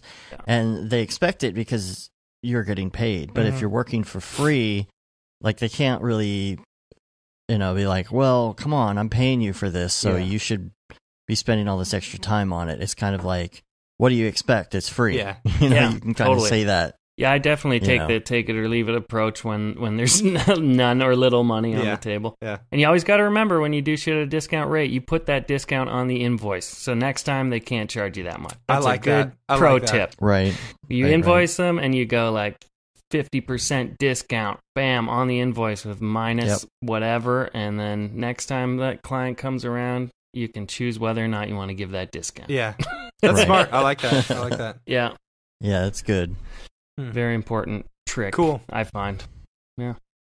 All right. So we are going to do a segment that we like to do on this show called Beeple's People. No, we're not yet. Brograph recommends. Well. Oh, I have Brograph recommends for last. All right, then let's do Beeple's People. All right. People's people, where do you get that grable? People's people, what's up with that guy? So what we do is we go through every week and we look at some of the stuff our good old friend Mike Winkleman has posted for the week, and which, by the way, people, talk about... I will not be at the Beeple event. Like I said, I forgot. I bought tickets for a concert for my wife the same day. And so I had to end up canceling my trip. I'm sorry, everyone who I said I was going to New York City. Yeah, you jerk. Yep. So, yeah, what we do is we go through and we talk about how we think it was made, and then we try and come up with our narrative of what's going on in this particular post, and we try and tie it into our overall Beeple's People narrative. Nick, I'm really excited to hear possible. how your stories behind most of these. What we're gonna? Am I gonna follow along with pictures here from his website? Or where are you looking at these? So go to your Beeple viewer of choice. We like to use Twitter because sometimes they're missing on some of the other sites, and cool. Or they don't show up. So the first thing that we're gonna go to is January 21st, year of our Lord 2018, and it's called Vapor Trail, and we will give a quick. We need to make sure we're doing a quick description, just because people who are driving and stuff can't see it unless they look it up on their phone. But I'm going to load it up myself. If my computer a little bit faster here. It looks very similar to the scene at the end of Fight Club, where he's standing looking out the window. There's a whole bunch. I thought the exact same thing. So, well, number one, I see that he has the Pixel Lab Ghetto Blaster. Is that what it is? Is it from the Pixel Lab? Okay, I'm pretty sure that's a Pixel Lab Ghetto Blaster. He's been using that a lot. Using that a lot. Well, he spent a lot of time redoing those textures for Octane, because when I opened that thing up, it was a nightmare. It was just because there's a million textures going on there, and you gotta fix all that shit for Octane. So he's, once you do all that work, you want to reuse it, right? Yeah, you want to use it. Now, to pull it into the narrative, like what we've been talking about in the past, is the fact that there is a point where the world collapses completely. Where have you left off? Like, get me updated where you left off on the last. It's all over. Yeah, it's kind of all over. So the timeline is non-linear. Yeah. So, okay, actually, I want to point this out. I want to say this because this was on the Beeple's People channel in the Brograph Slack this past week.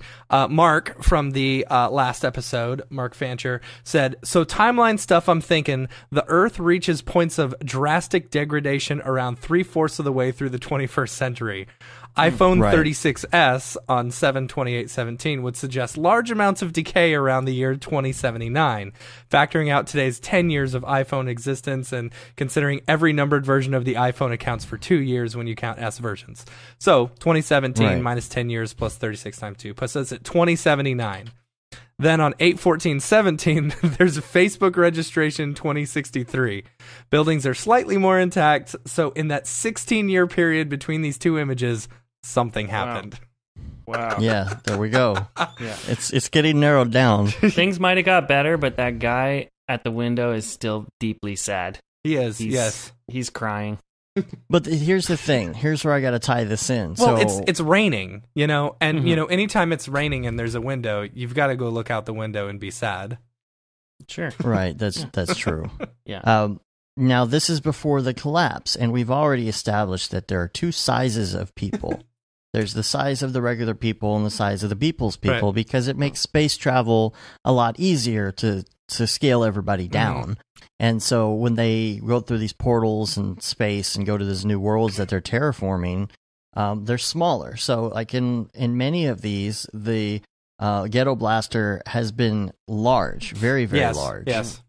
And this whole idea of Fight Club, it looks like the Fight Club window here.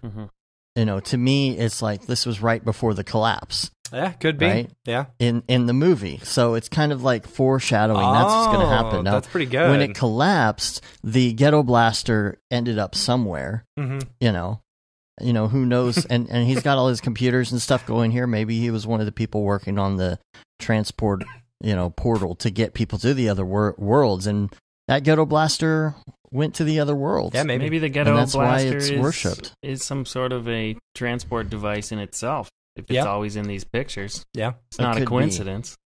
It's true. I mean, he does have a what do you call it? Here's the thing. If you go to the one today, January 23rd or 23rd, January 23rd, SXXXual, sexual, I'm assuming is how you pronounce it. The Ghetto Blaster is there. And it is almost being worshipped in a way. Yeah, it's playing a set. It's like a DJ in itself, It's like EDM has gotten to the point now where it's just a machine. Right. There's no more human talent. Yeah, there's no more human to actually just press the play button on the MacBook Pro. It's AI. It's like figured out how to press play by itself. Fully.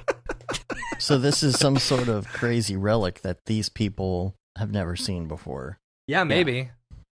Or no, it's a celebrity. Mm-hmm. I mean, it almost looks like a face if you look at it. Yeah. He looks like Johnny Five, kind of. With that lighting, it kind of makes him look like he has eyes. A little bit. See? Yeah. Mm-hmm. So this is what a concert is. Yeah. In the future, Right. Yeah. In the future, you just stand around, Ghetto Blaster. It's shoegazer EDM from the future. They're just staring at their shoelaces. Yeah. All right, so what render engine do you think most of these? Do you know that for a fact that he bounces between a bunch, or what? Yeah, he was saying that he wants to start. He's been using Redshift a lot lately, and I don't know. Some of these you can tell because of the volumetrics. Some of them you can't necessarily. See, I'm not really familiar with Redshift, so I'm not. I couldn't answer that one. They look pretty Octane-y to me, but yeah. What do I know? I think. Are we going to do another one? Are we going to do in January 22nd? Yeah, we're doing January 22nd as well. It's called Last Flower. Because I think this January 22nd one, I think that one's Redshift, and I think the other two are Octane. Yeah, I could agree with that. That's looks like the Forester dandelions that I've been playing with lately. It does. That's true. Yeah. What do you think of Forester, by the way? It's awesome. Since you just started with it. Totally awesome. I love the distribution algorithms that it uses. It's pretty great. Like the turbulence noise distribution that it's got going on is pretty awesome out of the box, and it doesn't take too much tinkering to get stuff to look cool. And it's got good variety in the seeds. Like when you just like bounce around, it's like gives you tons of awesome options. And the wind shit is unbelievable. Yeah. How like, and it's not, doesn't seem, it's a bit of a render crunch, obviously, because you're dealing with insane geometry. But it works great with Octane, and all around, I'm loving it. I just feel like I've only scratched the surface, to tell you the truth, because I haven't even got into like multiflora growth animation or any of the cool shit you can do there. But now, are you using Octane scatter for these pieces? I'm in conjunction with it, or so far I'm just using the multi-cloner that it comes with. Okay. Yeah, because it's got all the crazy options in the cloner itself to spread stuff around, but I haven't tried using the Forester objects in Octane Scatter yet. I'm guessing if you were using wind and stuff like that, you probably couldn't apply it to Octane Scatter because it would make them do all the exact same thing. Yeah, the wind is in the multi-cloner. All the wind settings are in the Forester multi-cloner itself. So. Yeah. I think one of the problems that I ran into trying to do wind is that it varies slightly somehow. If you basically, let's say you have like a 100 frame render, right? And you have wind in it. Let's say you render it and you get halfway through and something screws up and you restart it like 50 frames. It's not going to match up. That happened with the KFC ad, because David Ariu did that intro with the meadow where the kernel comes up with the pie head. That was really cool. And he rocked that meadow render, and I think he was rendering on 2 different machines, and it fucked up the first time or something, and he had to redo it. But yeah, same kind of problems where it was like not matching up on different renders. Yeah, you have to bake it, I guess, somehow. I'm not sure how you would go about doing that, honestly. Yeah, like what does it base it bases it on like some computer clock or something, or why would it be doing a different it must base it from 0, I think. I think like it would be the same if you did it from 0. Actually, if you're sense. doing it on multiple computers, in my past experience with stuff like this, without baking, like using Team Render, what happens is if you're using different architectures, different CPU architectures, it's going to calculate differently. That makes sense too, yeah.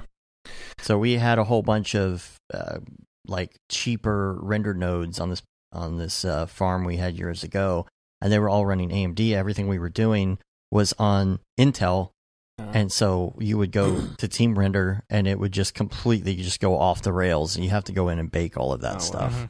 So with Team Render with Octane, or Net Render with Octane, it's doing different frames on different nodes, or is it no, it's all doing working the same. together? It's working together on the same frame. Right, that's working together. So you shouldn't have a problem with that then, if it's doing if you're net rendering with the wind. Right. Yeah. If you're net rendering, yes, because I've done that before. But then sometimes you'll take a project and divide it up and say, okay, well, I'm going to render half over here and half over there, so that I can use this computer, and then that one over there is just doing its own thing. And that's kind of like where you run into problems because you do chunks on different computers one at a time instead of with NetRender.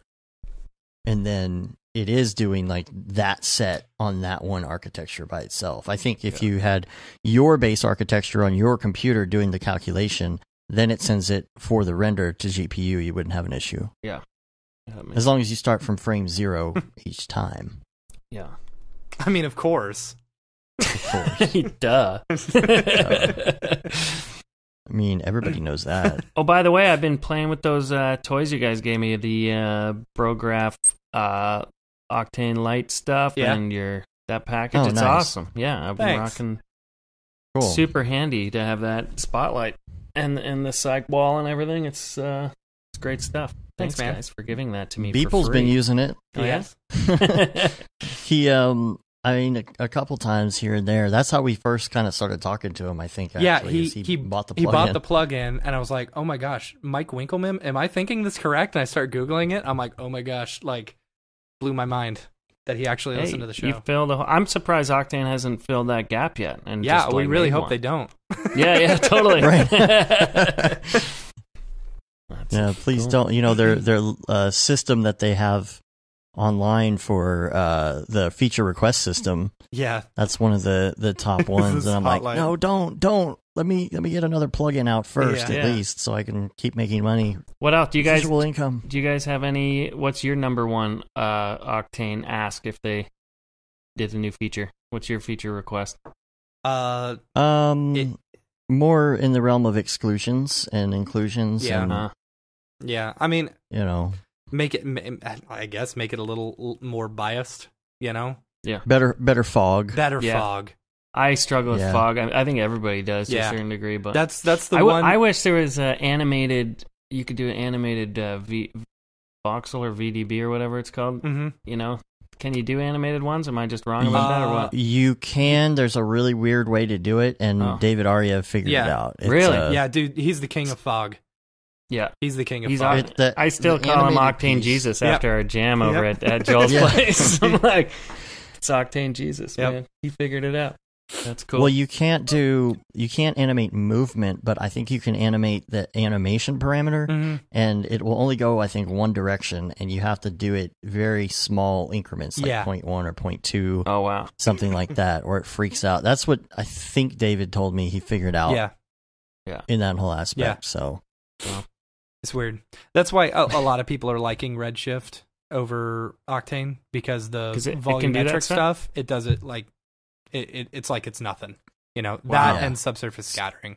So a lot of times we'll do an environment pass in Redshift just because it's easier. Yeah, cool. So SSS is better in Redshift too. Yeah. It's just basically easier to pull off. Click button. So and less it's of a lot faster. Yeah, that's it's way faster. So cool. Yeah. All right.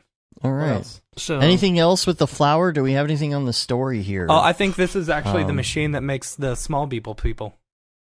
Yeah, it looks like some kind of a escape pod type, or some kind of transport device. I don't know. That's a chair in the back? Is that a seat? It looks like it. Yeah. With the armrests up.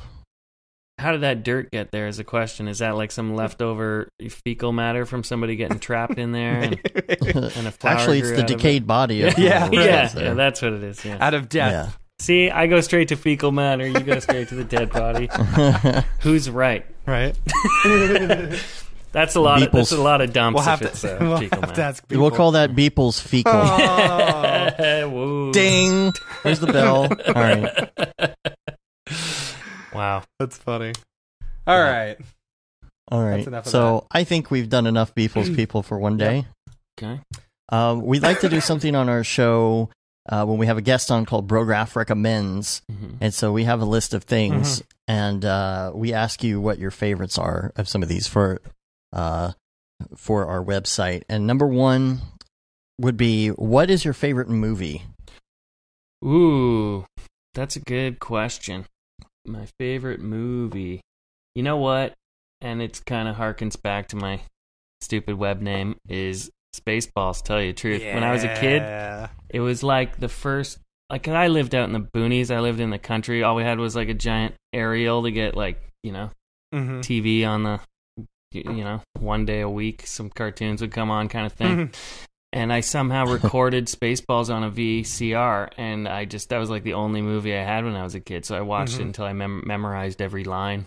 And wow, that might feed into the whole Smearballs thing. But, yeah, that's probably it. I wonder if the lack of TV added to your creativity. You know? Maybe. Right. Are you an only child? No, I'm second of 4. Oh, okay. Yeah. Same here. Yeah. There you go. There you go. Makes us special. Yep. in our own way. Yep. At least that's what my mom says. My mom says I'm exactly. Cool. I'm special. Yep. So we'll say Smearballs, or Spaceballs rather, even though I haven't watched it in years, and I probably don't know it off by heart anymore, but it's a shame. It was a good film. Yeah, it was. Mel Brooks' best, probably. And what about music, especially while you're working? Music, well, during that KFC gig, I was playing a lot of Aphex Twin. I've been digging that lately, and it's just kind of nice to put in the background, and it's crazy textural stuff. I dig that guy's stuff a lot. Yeah. Do I have to pick one favorite? That's what I'll go with for now. Okay. Aphex Twin, that's who did the Come to Daddy? Chris Cunningham? That was Aphex Twin, wasn't it? Yeah, was it Chris Cunningham or was it you mean Spike the video? Jones? Or is it Spike Jones? I can't remember. I can't remember. I think it might be the Chris one... Cunningham. Let's see. Hold on. I gotta look it up now. Come to Daddy. Let's see if I get any porn sites. Yeah, it's Aphex Twin. Come to Daddy by... Why does it not say here? Oh, come on. Just has their name. Yeah. Certainly they would put a credit here. It's not on the YouTube. Directed by... Huh. No, it doesn't say, does it? No. But yeah, that was... Oh, it is Chris Cunningham. Yep. Yeah. It's a great video. It seems to me... It seems to me good. like I could see you and Chris Cunningham working on something a little off the wall. I'm not even Very familiar similar. with his work. I gotta look him up. To tell you the truth. You should. Chris Cunningham. Well, the reason I say it is because this video in particular, all the kids have like the weird faces and stuff. Yeah. Weird adult faces. Yeah. That would be a great collab right there. Yeah, for sure. All right. So Aphex Twin. What else you got? APH. There we go. All right. TV show.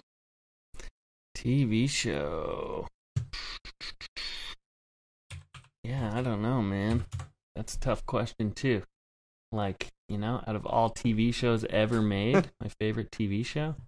Or even like a... Maybe right now. What are you watching right now? Something you're watching right now. Right now, I'm not even watching anything, tell you the truth. I'm like, binged out.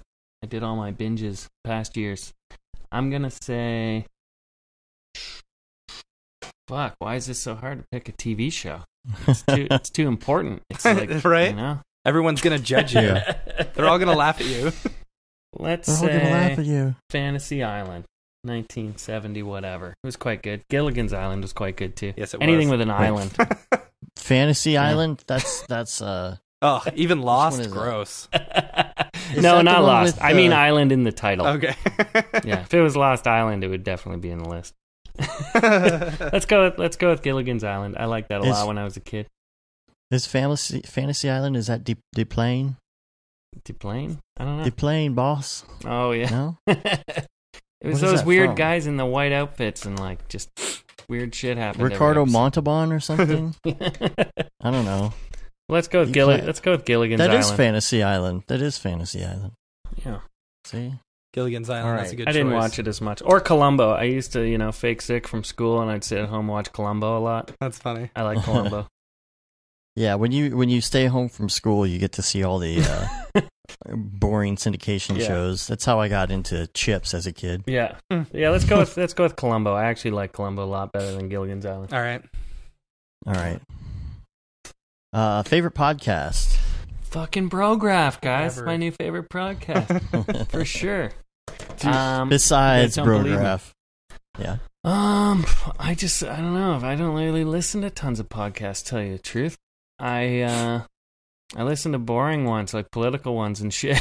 I've been listening to that Preet Bharara guy's podcast. Is pretty interesting lately. Who's that? At Preet Bharara, the old attorney general in New York that got fired by Donald Trump. I've been listening to that guy lately, just because of my American politics addiction to this like crazy shit show going on in your country. Dude, like, is it as bad for people who are not in the U.S. as it is for people in the U.S.? I don't think so. I mean, you guys know all my American friends seem to be pretty embarrassed and shit. Of it, but I don't know. For us, I'm sure it's entertaining. Like, we get bombarded with so much American content because, like, you guys make like, America's Best Chef or whatever show, and then we have like Canada's Best Chef or whatever the fuck, like our shitty version of waffles, whatever you guys made.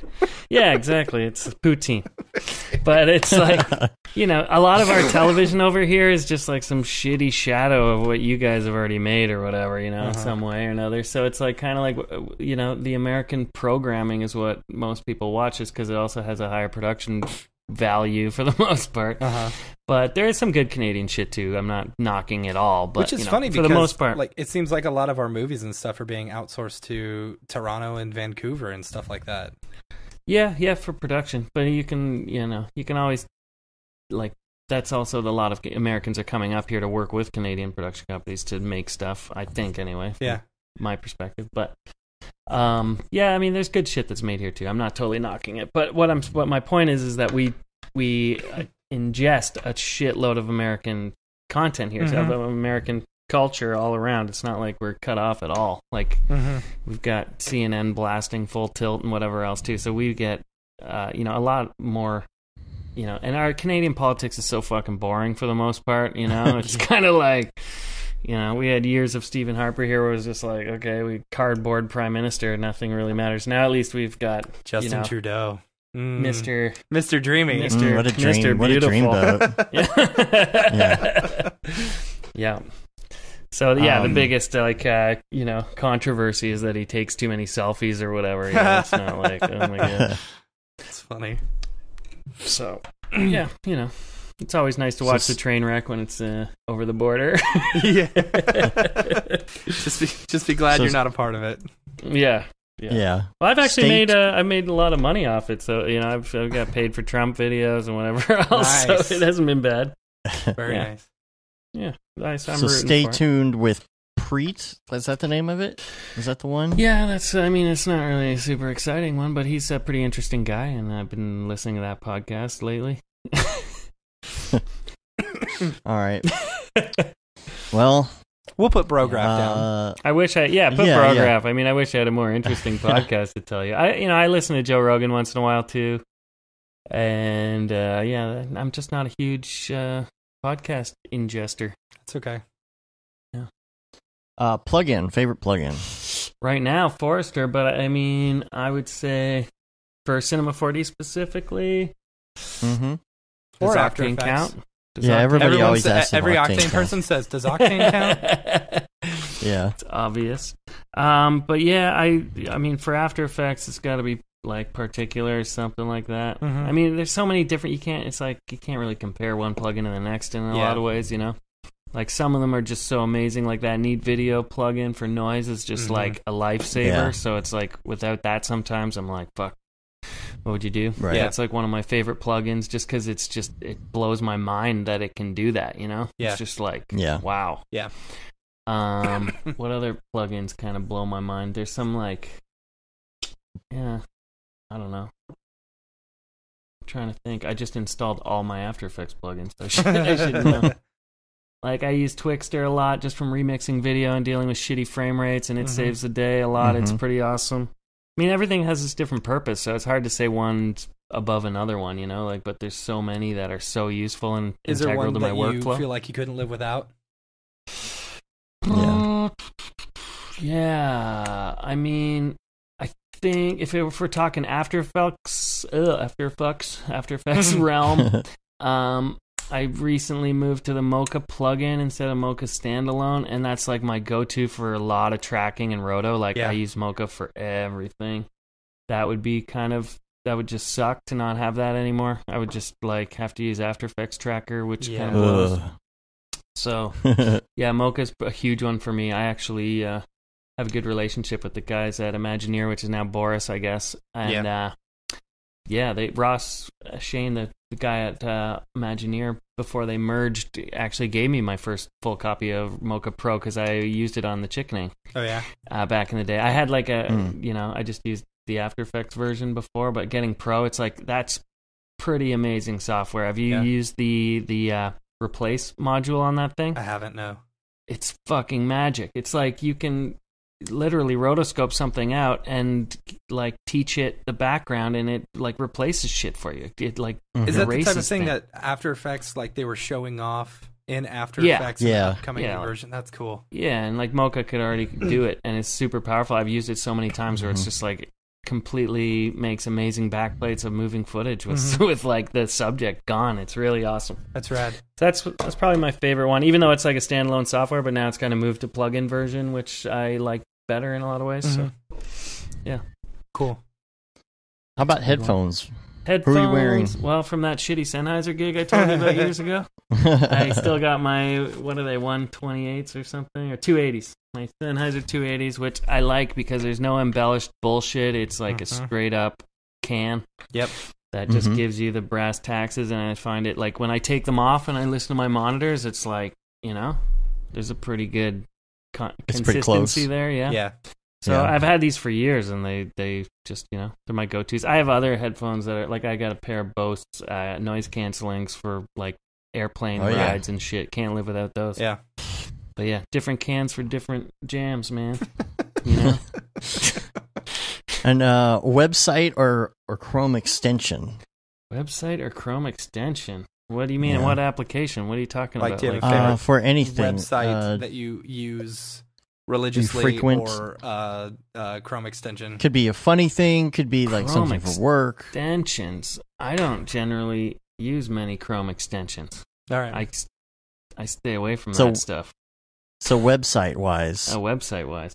Yeah, website-wise, like what would be a favorite website you go to? My website list is Reddit. I'm all over Reddit. Love it. I go every hour. I go to Brograph.com. Right. Kidding. You're gonna be waiting a long time. Yeah. I was having problems with your podcast off your website, by the way. Really? I was like trying to download it. It was giving me 50 something errors and shit. It's I don't weird. know what it was. Just wanted to point that out in case there was an issue. It's probably Thanks, Squarespace. Yeah, that's it. This episode brought to you by Squarespace. Yeah. But would you like a crappy website? Go to squarespace.com. Yeah. But like not as much anymore, but it used to be my I call it the vortex, like, the not getting work done and clicking through websites all the time. Yeah. Part of my vortex is always B3TA, beta, Reddit, Instagram, Twitter, I don't know. And as far as like just like weirdo websites, I don't know. Fuck. Weirdo websites. I go in the hole. I go down rabbit holes. Yeah, I don't know. What else? I'm mostly just like Reddit has taken over for the go-to hub. Yeah, and for the most part. I want to say thanks for being a consistent contributor on the C4D subreddit. It's yeah, you guys are mods. I'm a mod there. Yeah. Yeah, cool. And so like it's nice to actually see some pretty successful C4D artists actually participating in stuff. Yeah, I would. More, but I'm always kind of surprised that there's not more action on there. I'm like, this is like a pretty important subreddit here, but it seems like, Well, I think that, some of the contents has shifted on it, not on purpose. It's just what people are doing now is that it used to be like a lot of questions. It's because we were all kind of new to it, and I think a lot of, I don't know. Now it's just dailies being posted, Yeah, it's kind of cooler, but I also appreciate the subreddits where you do get your questions answered. Yeah. I remember running into some shit and just posting a question and people actually answering it right away. It's been a huge help to get that kind of stuff too, but I guess that's better to separate the two subreddits. Yeah. But yeah, I just find it's a super useful tool, even just like, you know, especially when like a new After Effects or something comes out and there's some fucked up bug and you realize you're not the only person with that problem or something. And actually the Adobe ever. Oh, totally. Yeah. I'm like so weary now. But the Adobe dudes are on the Adobe After Effects subreddit. Really? And they're answering questions actively. Yeah, it's super handy, you know. So that's good. It's good to you know. I think there's one guy, Todd something. I forget his last name. Starts with a K. He's on top of shit. If I post something, he's like on it. It's cool. And most of it's like angry posts, like, what the fuck, After Effects, you fuck. I remember that last After Effects came out, 18, and I was like, I went to paste Mocha data from Mocha into After Effects, and it would crash just from having Mocha data in your clipboard. Yep. It would crash, and I'm just like, what the fuck? I was slamming my head against a desk. I was pissed. EJ calls After Effects the truck stop bathroom. You get in and you get out as fast as you can. Yeah. I see what you mean. But I get stuck in there a lot. Yeah, I can imagine. But no, I love After Effects, but also it's just like sometimes I'm like, why the fuck doesn't shit move quicker on the dev side? And I realize they restarted everything in 2015 or something and built it all from the ground up, but it's like simple shit. Like they got rid of the ping pong playback, and it's just like, they did? Why would you get rid of that in 2015? They never put it back in, and just like little simple things. It's like even like being able to use like a set mat on a layer that's not the same size as like your comp, and why can't you do that? Why, you know, it's you like can't. No, you gotta like have pre-comp it, or else it's all fucked up, right? If you use a set map feature on like something that's different scale than your comp. Oh, geez. Just tons of little things like that where it's just like, why hasn't this been worked out? You know, I get really pissed off at After Effects sometimes, or you end up pre-comping shit to oblivion and like have the messiest projects ever to work around shit. But what's the most amount of layers you've had in one project? Oh fuck, man. Hundreds and hundreds. I don't know, like tons. That's why I look at nuke tutorials sometimes and I'm just like, fuck, I should make the switch for these more complicated projects, you know. And I fucked around with what is it, the Black Magic one, the starts with an F, Foundry. Fusion. That's it. Yeah. I downloaded that for a bit, and it was kind of interesting. It seemed to have a really good keyer, and I think it was free for a while or something, or it's super cheap, like $99 or something. Yeah. And apparently, it has a kick-ass 3D tracker in it as well, but I recently switched to Synthesize for that stuff. Our earlier conversation got kind of cut off with when I was talking about that ski video. But yeah, so I switched. Like the Cinema4D tracker is pretty awesome, and the new one has that, you know, texture projection, geometry, interpolation out of the thing. That's pretty cool. But I just find it's just about, 15 times faster to rock it through Synthesize, and it can do way more, and it's a little more specialized. So I've been kind of bouncing between that. If it's some simple little quick 100-frame shot or something, I still use a Cinema4D one. But what about what's the PF track? Have you messed with that at all? I think I messed with it years ago, but when it came time to buying something, I went with Synthesize. But I haven't really messed with PF Track too much. But it looks pretty powerful too. It looked awesome. But I think the price point was a bit higher for it, right, or something. It's pretty expensive. Yeah, I was just talking to some buddies the other day, and they're like, "You're the only guy that I know that buys all this software." And I'm like, "You guys don't?" And I'm like, "Fuck!" I just I had so much bad luck with bullshit crack software. Years ago, I kind of Cinema4D was like my last holdout, and then I finally just made the plunge and did it because, you know, it's a little pricey too. But and now the MSA is going up a little bit. Yeah, really? Yeah. They crank that up every year. You know what? It sucked though. Like the beginning of this year, I dropped the cash on the MSA, and then I was like, "Fucking Octane was hell with R19 for the first while." I think it seems stable now. I think it's stable now. Yeah, version. It's good. But holy shit, I just couldn't even use R19 for the first little while just because of Octane glitches. But but now on my new box, I got R19 rocking, and I've had no problems, not even a crash yet in like a week. Knock on wood. Which is amazing. I just did, yeah. Even with all this Forester shit going on, I was like, okay, this is gonna get crashy, and it hasn't, you know. So it's kind of cool. All right. Okay, the last one on the list is your favorite life hack. Life hack. Yeah. Ooh. I think my whole life is a hack over here. It's hard to tell. Life hack. I've got a pretty big one, I guess. It's kind of my place is kind of off the grid here. Mm-hmm. Like I have no water coming in. So really? I had to So really? I bought this place back in like 2004 and it had nothing, you know. Uh-huh. So it was like I've been slowly kind of renovating it, and it had a giant battle with the city about getting a water line in here because I'm like surrounded by all these other properties and I have to go through someone else's property to do it, and none of my neighbors are willing to do it. So that seems ridiculous that that water wouldn't already be there. Yeah.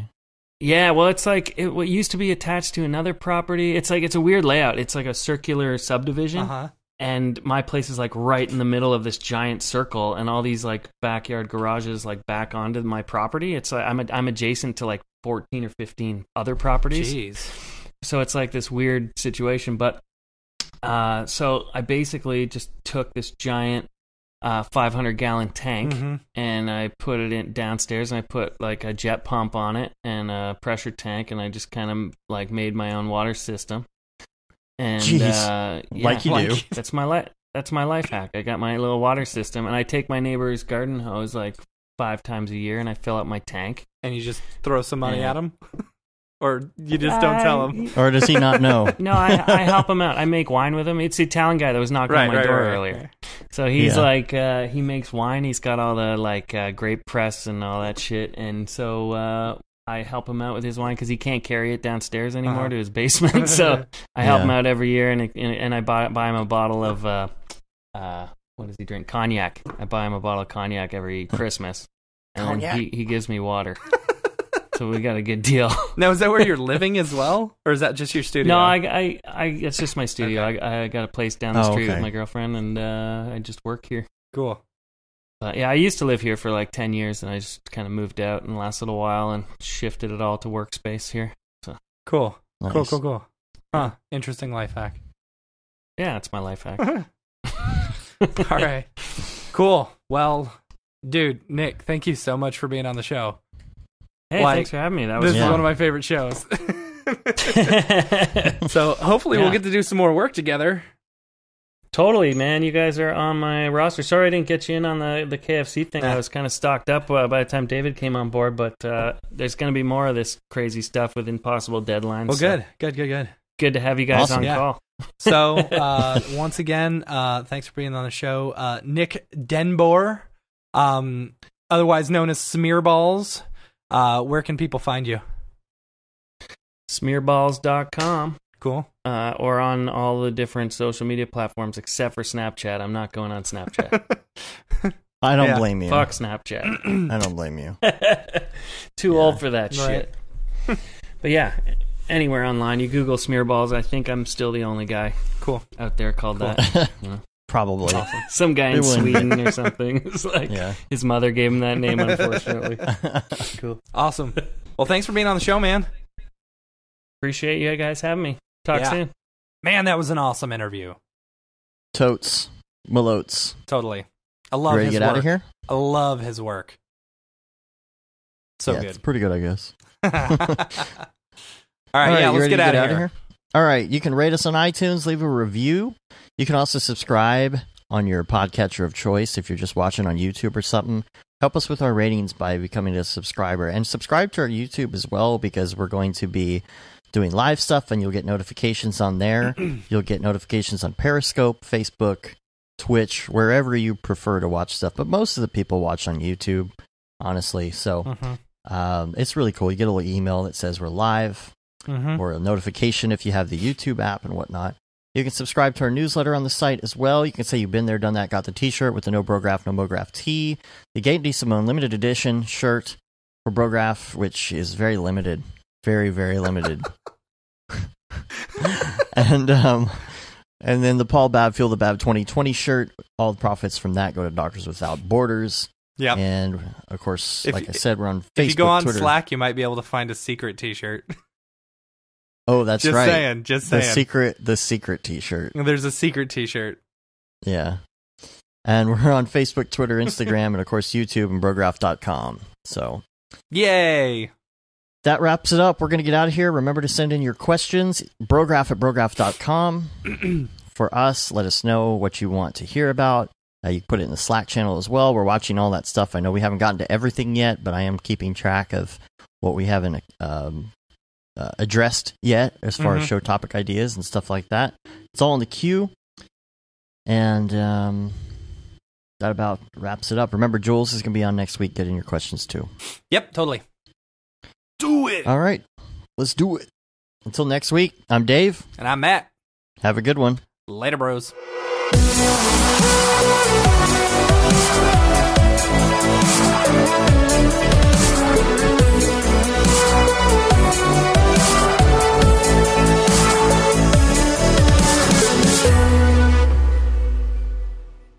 It's pretty good, I guess. Brograph.com, an online resource for learning Cinema4D, After Effects, and other motion graphics tools specifically catered to help you prevail as a motion graphic designer. What's up, bros? Welcome to another Brograph motion graphics tutorial. With tutorials, plugins, and now a podcast with tens of thousands of listeners worldwide. Yeah, it's a great community to be part of. We give you professional time-saving tips, industry news, interviews, shortcuts, and lessons that help keep you current in the world of motion design.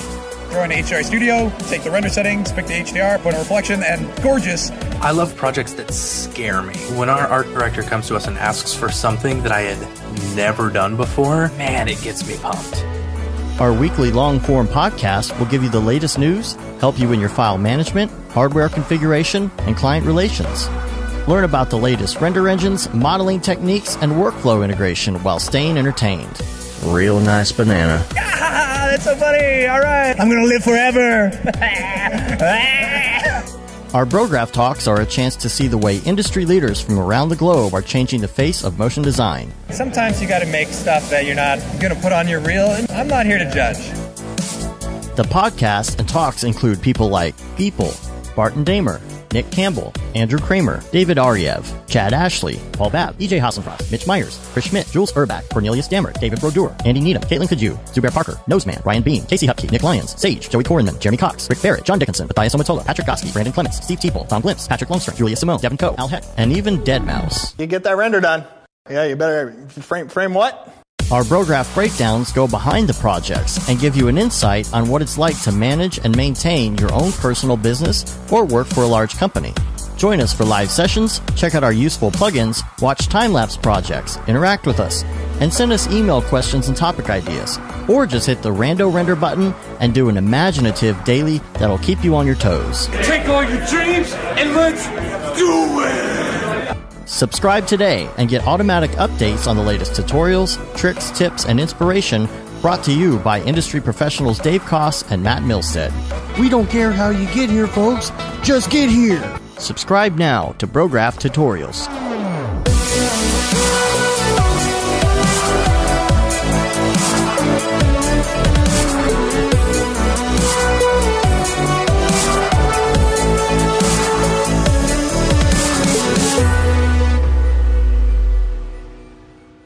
It's pretty good, I guess.